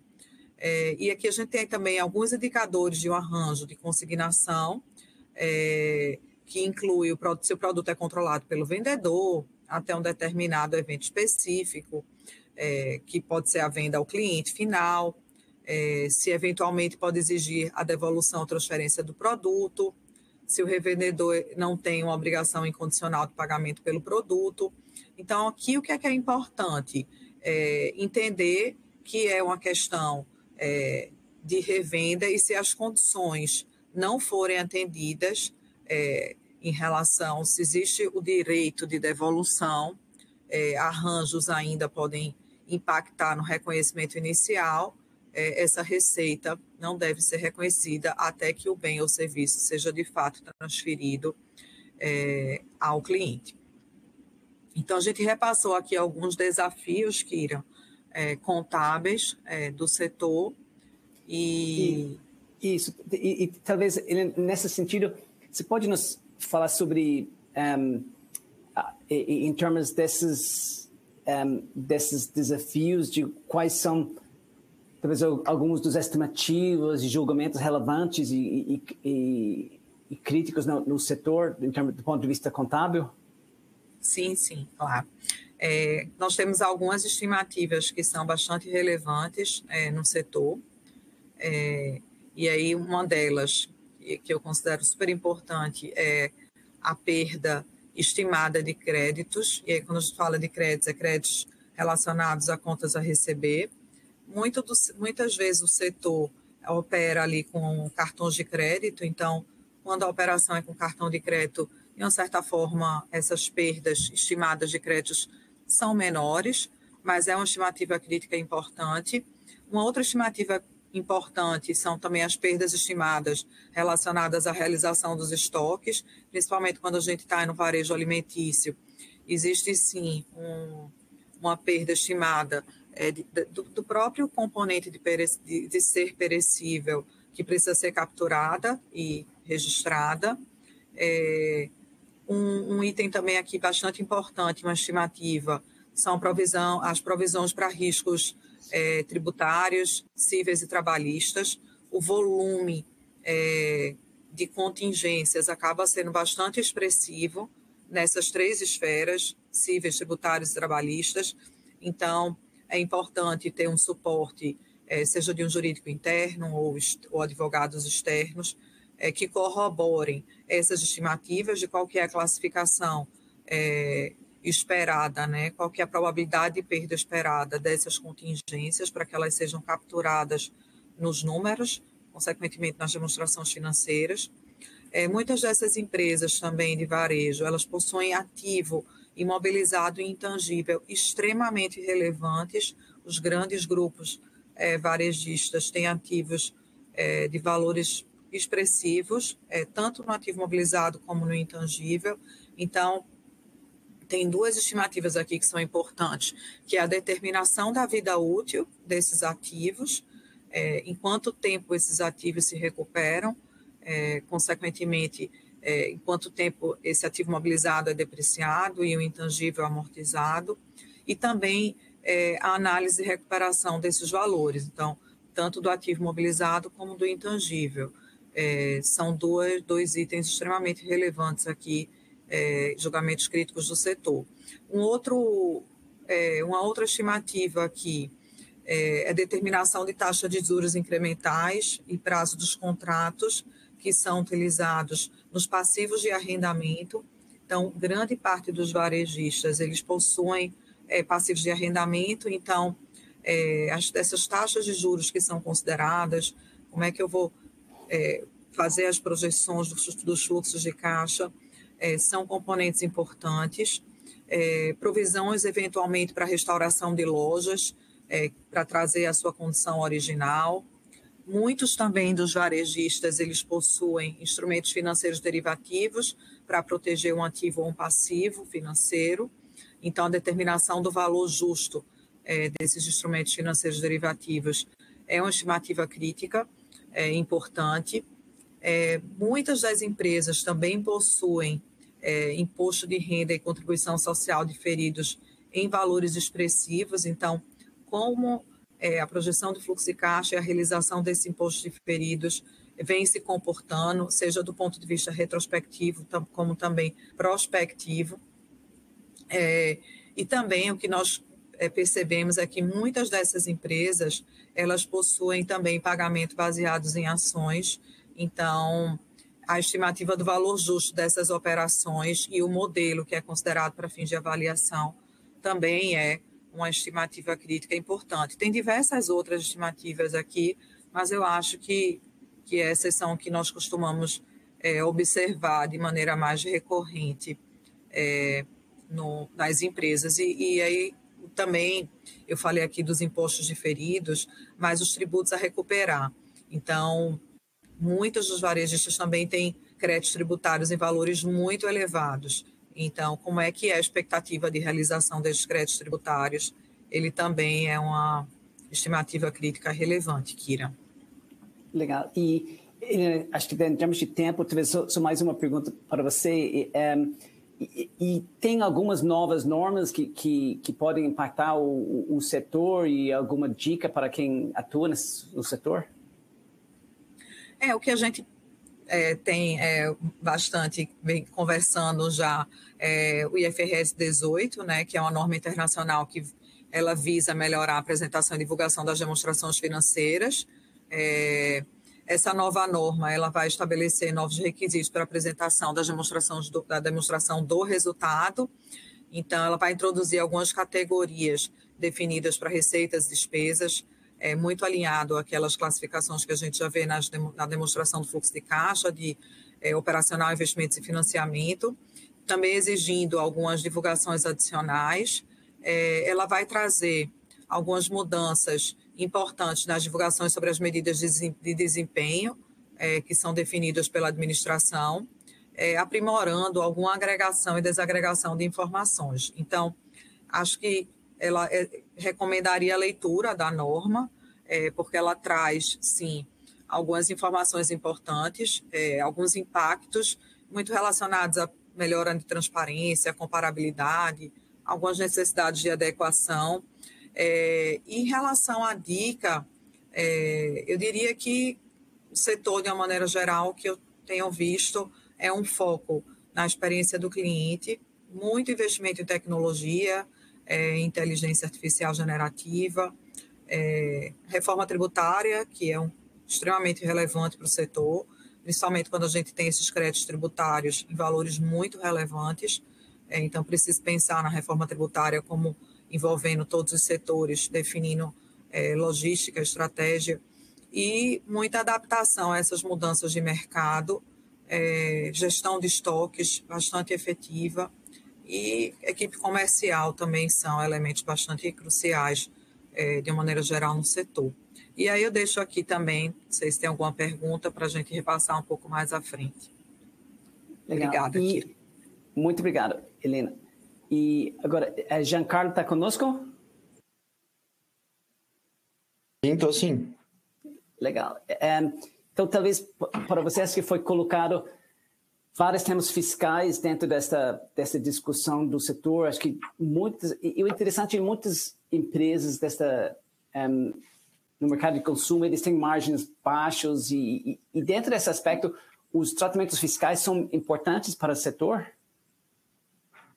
Sem dúvida, acho que assim, como tu falou, a margem é muito baixa, então, principalmente a cadeia de distribuição, né, e compras, ela é muito refletida com benefícios fiscais, né?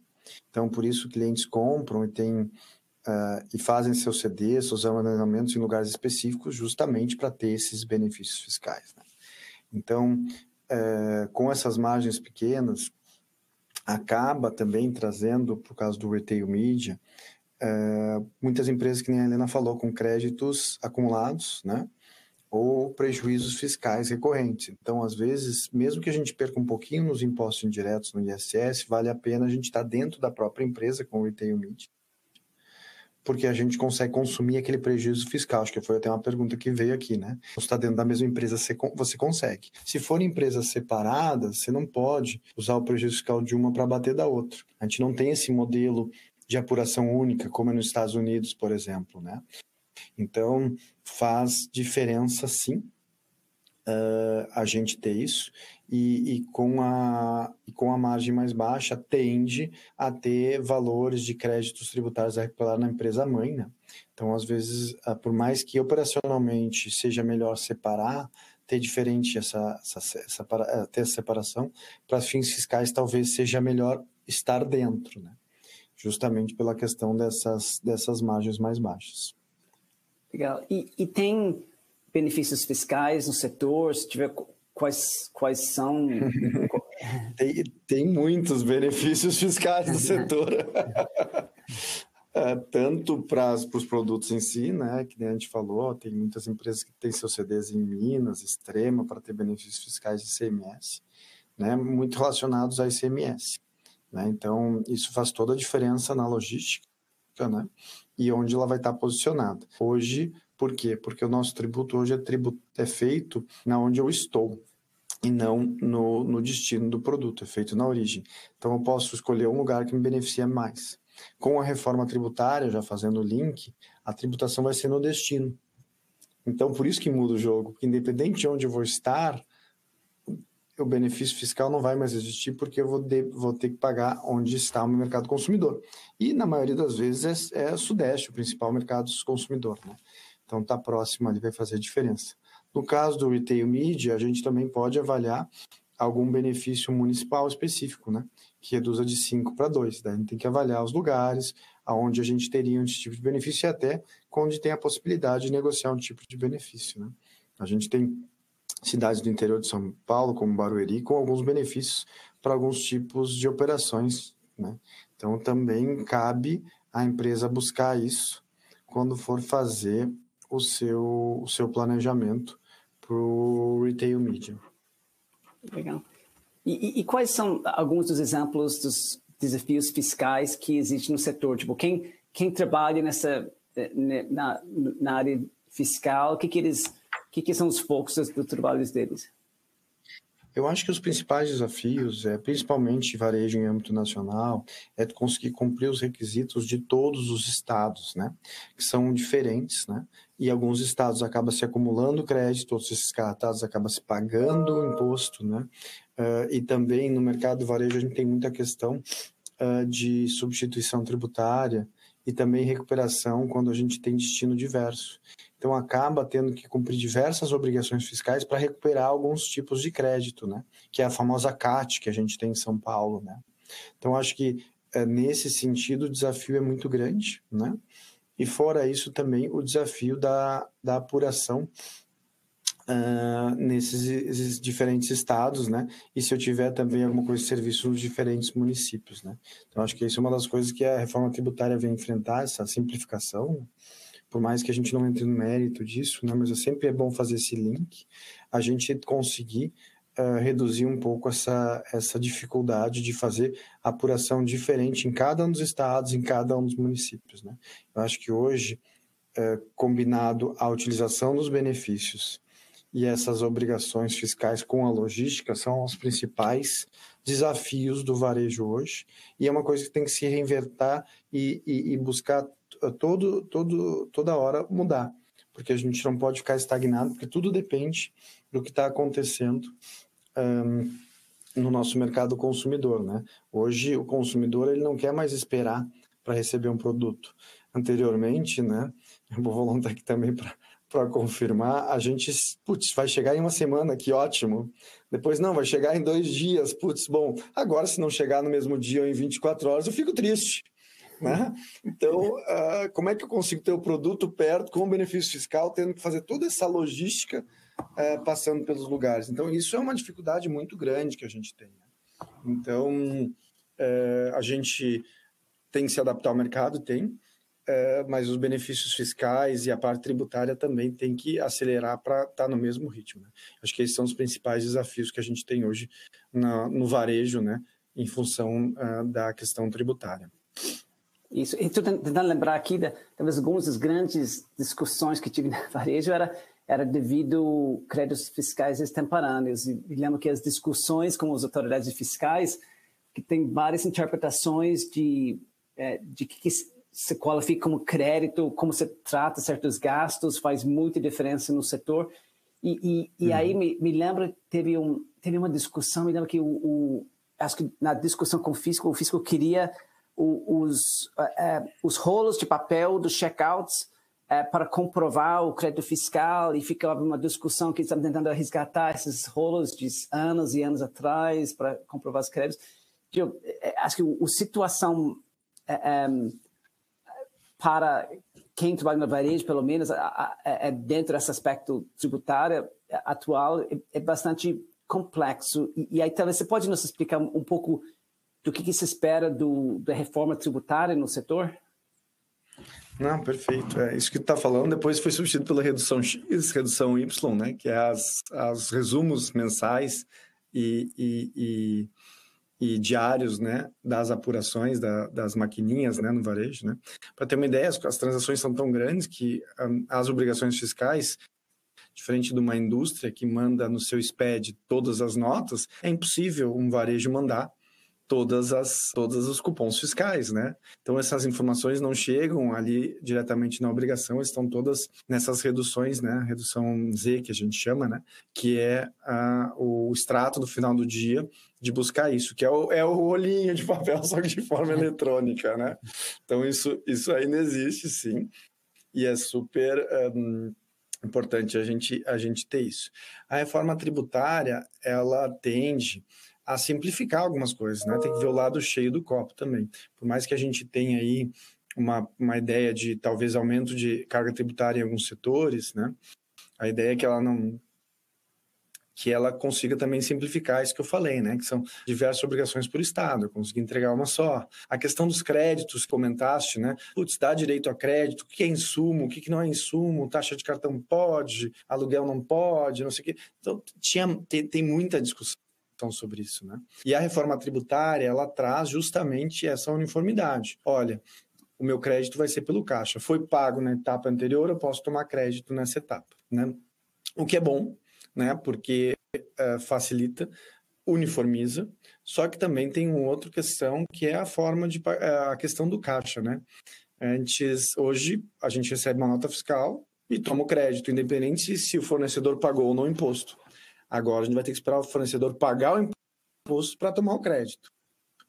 Isso pode levar um tempo, né? E pode criar outras questões de âmbito de ajustes no caixa da empresa, né? E efeitos no caixa da empresa.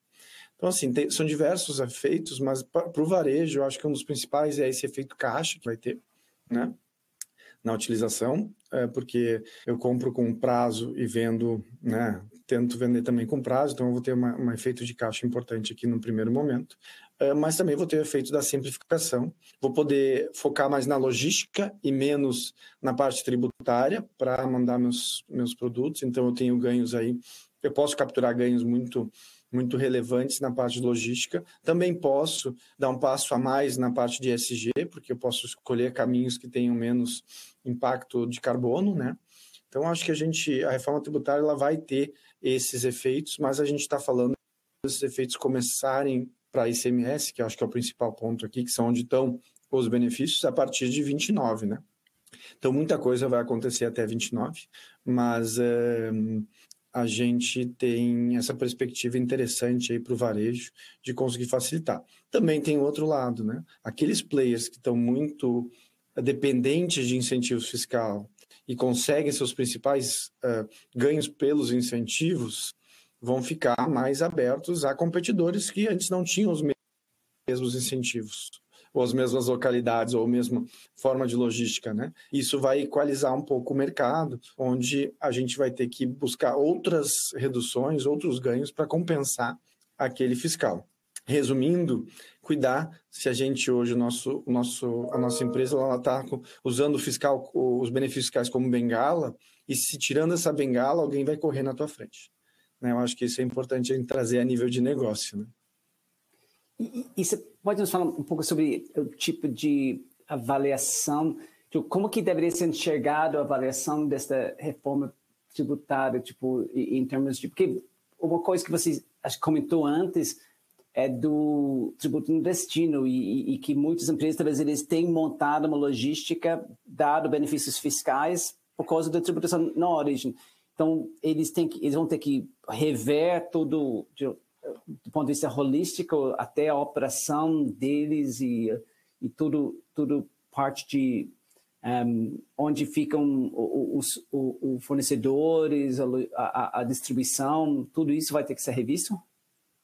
Sem dúvida, sem dúvida. A malha logística toda vai ter que ser repensada, né? Já está sendo repensada. Hoje a gente vê o aluguel em São Paulo, né, perto da capital, subindo e já quase sem espaços, né? Porque o pessoal, as empresas já começaram a verificar isso. O melhor mercado é São Paulo, tem que estar perto de São Paulo, né? Hoje a gente tem empresas que fabricam coisas no Rio Grande do Sul, mandam para o Espírito Santo para ter o benefício fiscal, depois volta para Santa Catarina, Rio Grande do Sul e os outros lugares do país. Por quê? Porque o benefício fiscal paga essa conta e sobra. Com isso não vai mais pagar essa conta. Então não preciso mandar mais uma mercadoria para XYZ. Eu tenho que rever e fazer da forma que me dê o melhor custo-benefício em relação à logística, porque eu não vou mais ter aquele incentivo, né? E como a gente está falando de contratos, principalmente essa parte de CD, logística, são contratos de longo prazo, né? Às vezes a gente aluga por 10 anos, 15 anos, 20 anos, às vezes é um build to suit, alguma coisa dessa forma, né? Então a gente tem que avaliar esses contratos, avaliar a malha logística e nos programar, né? Até investimentos de CAPEX, né, Kira? Eu vou colocar numa lugar, uma fábrica, num lugar incentivado, mas será que essas contas pagam até 2032, que é o prazo para finalizar, ou essa conta não paga do incentivo? Então a conta muda, né? E até aquelas empresas que hoje já têm o seu orçamento ali de ganhos tributários e tal para 2030, que antes iam até 2020, vinham a 2033, com a redução proporcional de 29 a 33, já tem que fazer um ajuste nesse orçamento, porque como a partir de 29 o ICMS começa a reduzir, vai reduzir também o benefício de 29 a 33 até finalizar. Então, a gente também tem que avaliar do ponto de vista de negócio e também contábil esses impactos que vão estar acontecendo pelas reduções até a perda do incentivo, né? Entendi. E dentro deste processo de avaliação dos impactos de planejamento e preparação para a reforma tributária, onde que essas empresas deveriam estar nesse momento? Então, a gente já tem que... as empresas já deveriam estar já pensando, já fazendo essa avaliação. O ambiente de teste da reforma tributária ia começar em setembro deste ano, foi antecipado para julho desse ano. Então, a partir de julho desse ano, as empresas já podem testar o novo documento fiscal, onde tem o campo de IBS e CBS com o preenchimento. Então, a partir de julho desse ano, quantos meses faltam, né, Kira? Está muito perto, né? Para a gente fazer o teste. E a partir de janeiro do ano que vem, é obrigatório já as notas de entrada e saída já estarem com esses campos, né? E não é só colocar 2 campos, né? Eu tenho que entender o meu processo, o meu negócio, para vocês terem noção, no SAP, para ajustar esses campos, a gente tem que mexer em praticamente 100 tags diferentes, né? Que tem toda a parte de pricing, tem a parte de entradas, tudo. E tem alguns procedimentos que eu não tinha isso no meu sistema e não tinha isso. Por exemplo, vou dar um exemplo. Aluguel. Aluguel não tinha um documento fiscal. Como é que se fazia a contabilização e pagamento do aluguel, Kira? Tu tinha um contrato de aluguel, chegava no final do mês, tu pagava um boleto, certo? Isso. Era isso. O que agora tem que fazer? Tem que ser emitida uma nota fiscal com os impostos destacados, porque vai ser pago o IBS sobre aluguel, antes não era pago o ICMS, e eu vou tomar crédito disso com base no que está na nota fiscal que ele pagou. Eu não tenho esse procedimento. Meu sistema não está preparado para isso, né?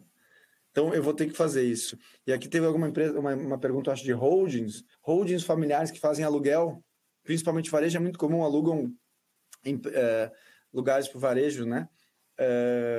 Vão ter que se adaptar a isso também, né? E conseguir fazer essas emissões.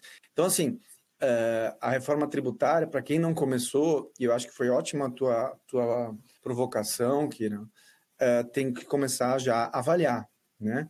E a mítica de que o sistema vai atualizar, primeiro, vejam se o sistema que vocês têm hoje ele vai ser atualizado, porque tem muitos sistemas que são muito customizados ou são versões anteriores que não vão receber atualização.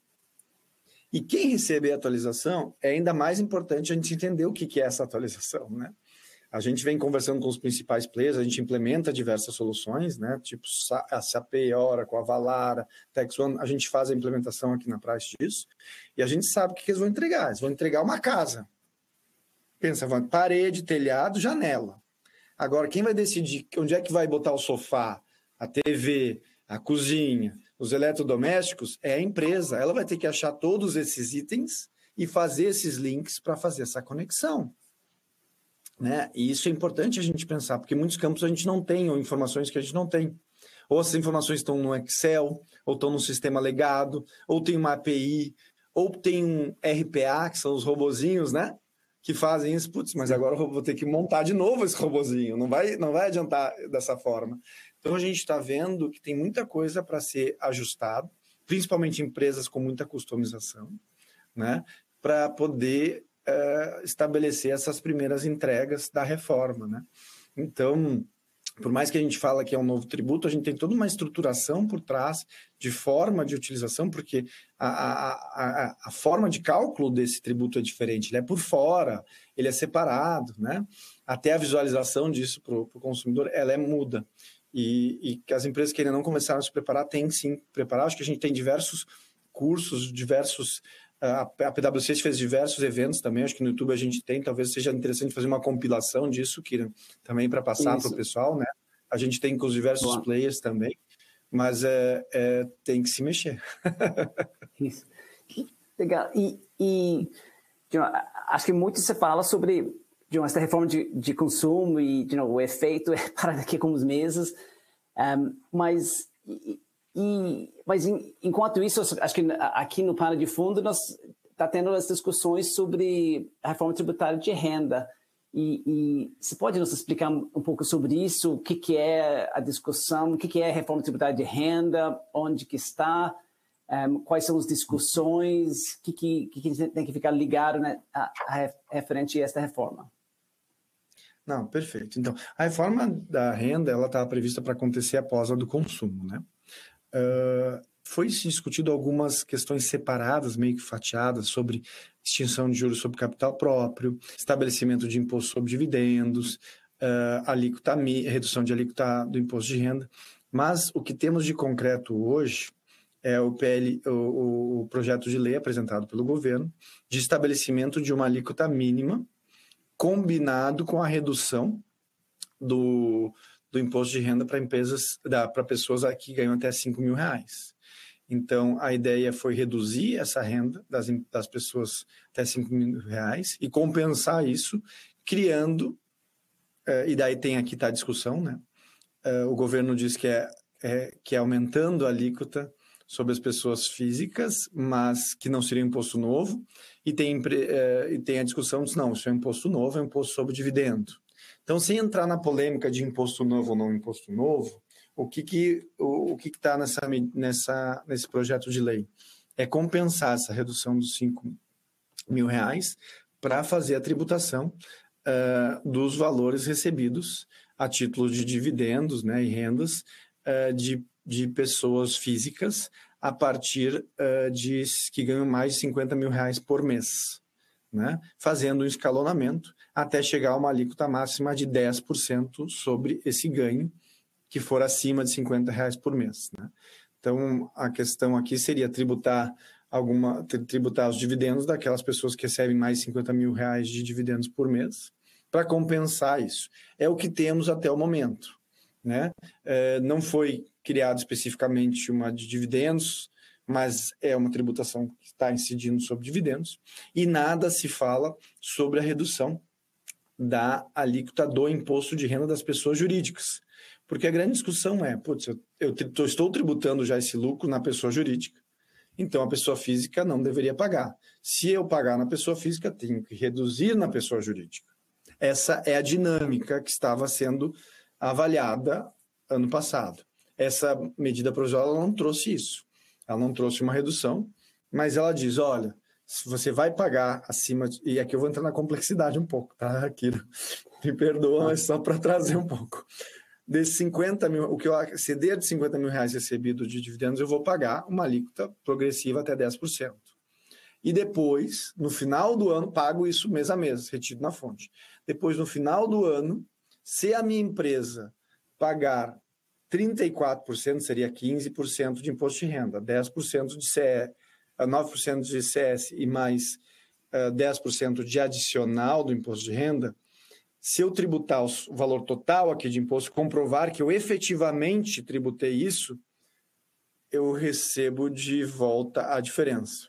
Agora, se a minha empresa, nessa soma aqui dos 34, o efetivo for 20, por exemplo, olha, então meu efetivo foi 20, então para chegar nos 34, eu vou usar os 10 aqui, porque está abaixo, então eu não recebo nada.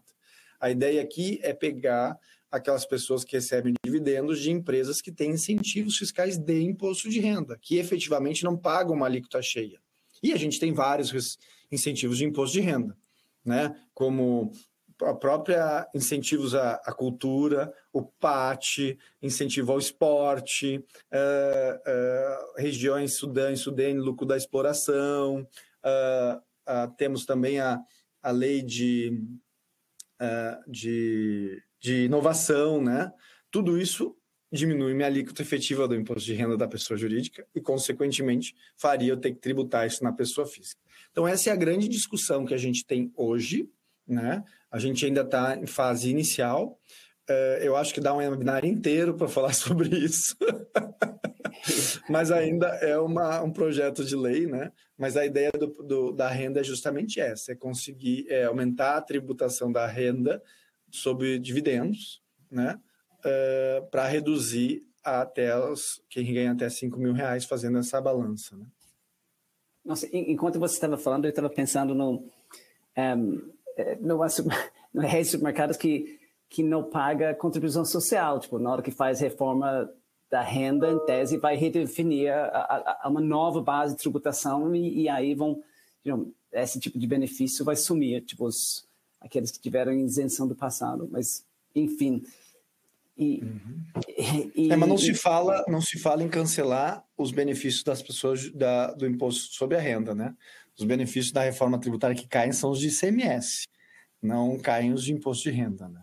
Isso ainda não se fala nada sobre isso ainda. Ah, tá bom. Legal. E finalmente, alguma dica para as empresas do setor, que eu sei que a gente nem tocou aqui nas outros temas, tipo das novas regras de preço de transferência. A gente não fala do Pillar 2, mas alguma outra dica para empresas do setor? Sim, acho que assim, tem várias dicas. A primeira é reavaliem seus contratos de compra, né? A gente falando em varejo tira pedido, então não ficar preso em contratos de compra, cuidar os contratos que a gente tem de aluguel e outros contratos, por exemplo, de shopping. O shopping, às vezes, ele está com base na tua receita. E com a reforma tributária, a receita muda. Então, a gente tem que avaliar também os contratos de aluguéis baseados em receita para já contemplar as modificações da reforma tributária, né? E outros contratos também que a gente tem junto com a empresa para ver se eles estão contemplando a reforma tributária e os impactos, né? Porque são contratos de longo prazo, né? E que pode ter um efeito importante, principalmente porque em 2027 já entra o CBS, né? E a gente pode ter uma questão de base aqui que pode diferenciar os nossos contratos. Então, assim, avaliem isso. E fora também o que eu já falei aqui da questão logística, né? Vamos pensar lá mais na logística e um pouco menos no incentivo tributário, ou pelo menos projetar esses incentivos fiscais lá para frente, né? Para ver em que medida se paga ainda ou não a estrutura que se tem hoje e também qual é o tempo e o que a gente precisa para mudar para uma estrutura mais eficiente, focada em logística e não tanto no tributário. Legal. Obrigado, o Giancarlo. E está vendo que tem muitas perguntas. Eu não sei se tem alguém que quer responder algumas dessas perguntas específicas, mas Giancarlo, tem, acho que pergunta para você aqui de Eliane Rocha perguntando sobre se as empresas de comunicações têm incentivos das propagandas políticas na apuração do IRCS. Tem uma pergunta muito específica. É bem específica, mas em dia de não sei. Isso tem. Tem muito nas empresas de comunicação, de TV, rádio, jornal. Elas têm, sim, o benefício de imposto de renda e contribuição social na propaganda político-partidária. Legal.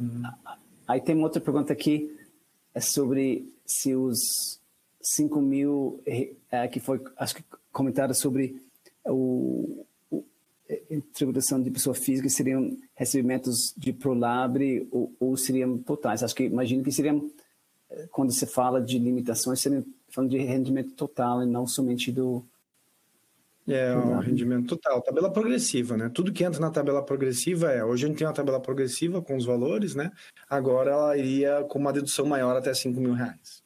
É isso. Legal. Não muda nada a apuração, só vai ter aquela dedução da tabela progressiva maior, porque é até 5 mil reais. Daí.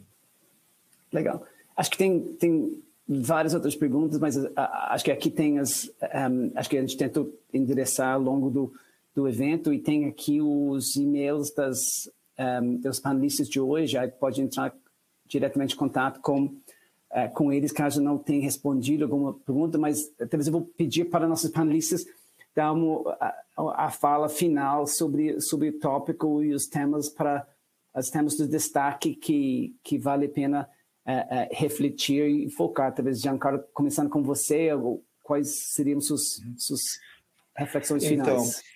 Então, sobre o tema de retail media, eu acho que assim, cuidar a questão societária, cuidar de ter objeto social, de prestar esse serviço, avaliar o município, né, que a gente vai estar fazendo isso, né, e também a tributação. Acho que essa seria a minha mensagem final com relação a isso. E com relação à reforma tributária, prepare-se, a gente tem bastante material na PwC, a gente tem um site, né, que eu acho que a gente pode colocar, da nosso entendimento holístico, que avalia todos esses setores ao mesmo tempo, que a gente entende que não é só tributário, mas todos os setores da empresa. Eu acho que é bem legal para um início lá, né?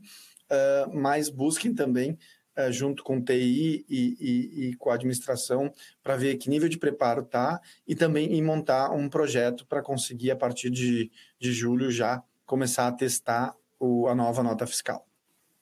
Legal, muito obrigado, Giancarlo. E Helena, algum comentário final? Acho que o setor está bastante dinâmico, o que eu tenho visto, no geral, nós temos alguns desafios de concorrência, de preços baixos. Esse trimestre, de uma maneira geral, primeiro trimestre de 2025 foi bastante desafiador para o varejo, e aí eu foco bastante no cliente. É isso que nós temos observado na indústria de uma maneira geral. Legal. Muito obrigado, Helena. E Felipe está conosco? Um comentário final? Sim, eu acho que do meu lado, eu alertaria para a questão de não tratar retail media como simplesmente algo tático, mas como algo que pode ter implicações estratégicas profundas, seja na parte de riscos que eventualmente podem acontecer, mas também na parte de impacto, né? Particularmente quando a gente fala o impacto na rentabilidade final, né? No profit, no bolso, né? No total de lucro da empresa, isso pode ter um impacto bastante relevante, o que traz uma oportunidade, mas também grandes riscos. Em outras palavras, tem que ser visto de uma forma holística, integrada com os demais elementos do negócio, junto com tax, com contabilidade, com dados, desde o primeiro momento. Tentar fazer isso de maneira tática, com um pouco de controle de riscos, sim, tem um certo valor na mesa, mas o valor vai ser limitado perto do potencial que isso está demonstrando ter para diversos outros players e da velocidade que isso tem crescido no mercado como um todo. Legal. Muito obrigado, Felipe. E aí eu vou agradecer a todo mundo que mandou perguntas aqui. Tem aqui Paulo Arcac, tem Luiz Correia da Silva, Eliane Rocha, temos o Paulo Vitor Calíquio, tem Jandiele Leite Batista, Marcelo Lopes Filho, tem Vivian Sampaio, Valdir Dona, Arthur Andrade, estou vendo que tem várias, aliás, tem várias pessoas aqui correndo para a cesta de chocolate, que tem Roseline de Oliveira Tesley, e aí tem alguns outros. A gente agradece as perguntas e as interações, e aqui avisando que todo mundo que participa aqui de 1h30, de 2 horas de nosso evento, recebe automaticamente um certificado de participação. E isso é também um comprovante para que você atendeu os requisitos para fins do treinamento. Aquelas pessoas que têm registro ativo, aí o treinamento é registro para fins de avaliação de treinamento para fins do CRC, obviamente somente para aquelas pessoas com registro ativo. E vale ainda lembrar que o processo do registro dos treinamentos pelo processo do CRC, CFC tem demorado, às vezes demora alguns meses para registrar, mas aí é registrado no sistema. E aí também a gente gostaria de avisar que, acho que veio como convite, quem recebe os e-mails dos convites, vê as instruções de como o que você faz para as pessoas, inclusive PwC que está usando Teams, como se faz para registrar o convite dentro da sua agenda. E aí só falando sobre semana que vem vamos falar sobre o Business Model Reinvention, ou seja, a gente está vendo que muitas empresas não vão existir daqui a 10 anos, vão ter que alterar o modelo de operação da empresa, e isso eles têm que fazer via reinvenção. E semana que vem vamos falar o que é reinvenção, como se faz, quais são os exemplos de empresas que faz isso, as implicações. E aqui chegamos na parte mais importante do nosso webcast, quando Rael vai anunciar o vencedor de nossa cesta de chocolate. Olá, Kirian. Bom dia a todos e todas. Eu agradeço pela participação em nosso evento. Hoje o vencedor do nosso prêmio do chocolate foi o Arthur Andrade, da cidade de Itaúna, em Minas Gerais. Eu peço que, por gentileza, aguarde um contato nosso. Isso, parabéns, Arthur. Já vamos entrar em contato para te manda o chocolate e aí com isso estamos chegando no final do nosso webcast de hoje. Agradeço a todos e todas pela participação e também para toda a nossa equipe de apoio, para Joyce, Rael e todos os outros da nossa equipe de apoio que faz possível a gente organizar esses eventos semanais. Então, até semana que vem, 9 horas na quarta-feira. Até lá.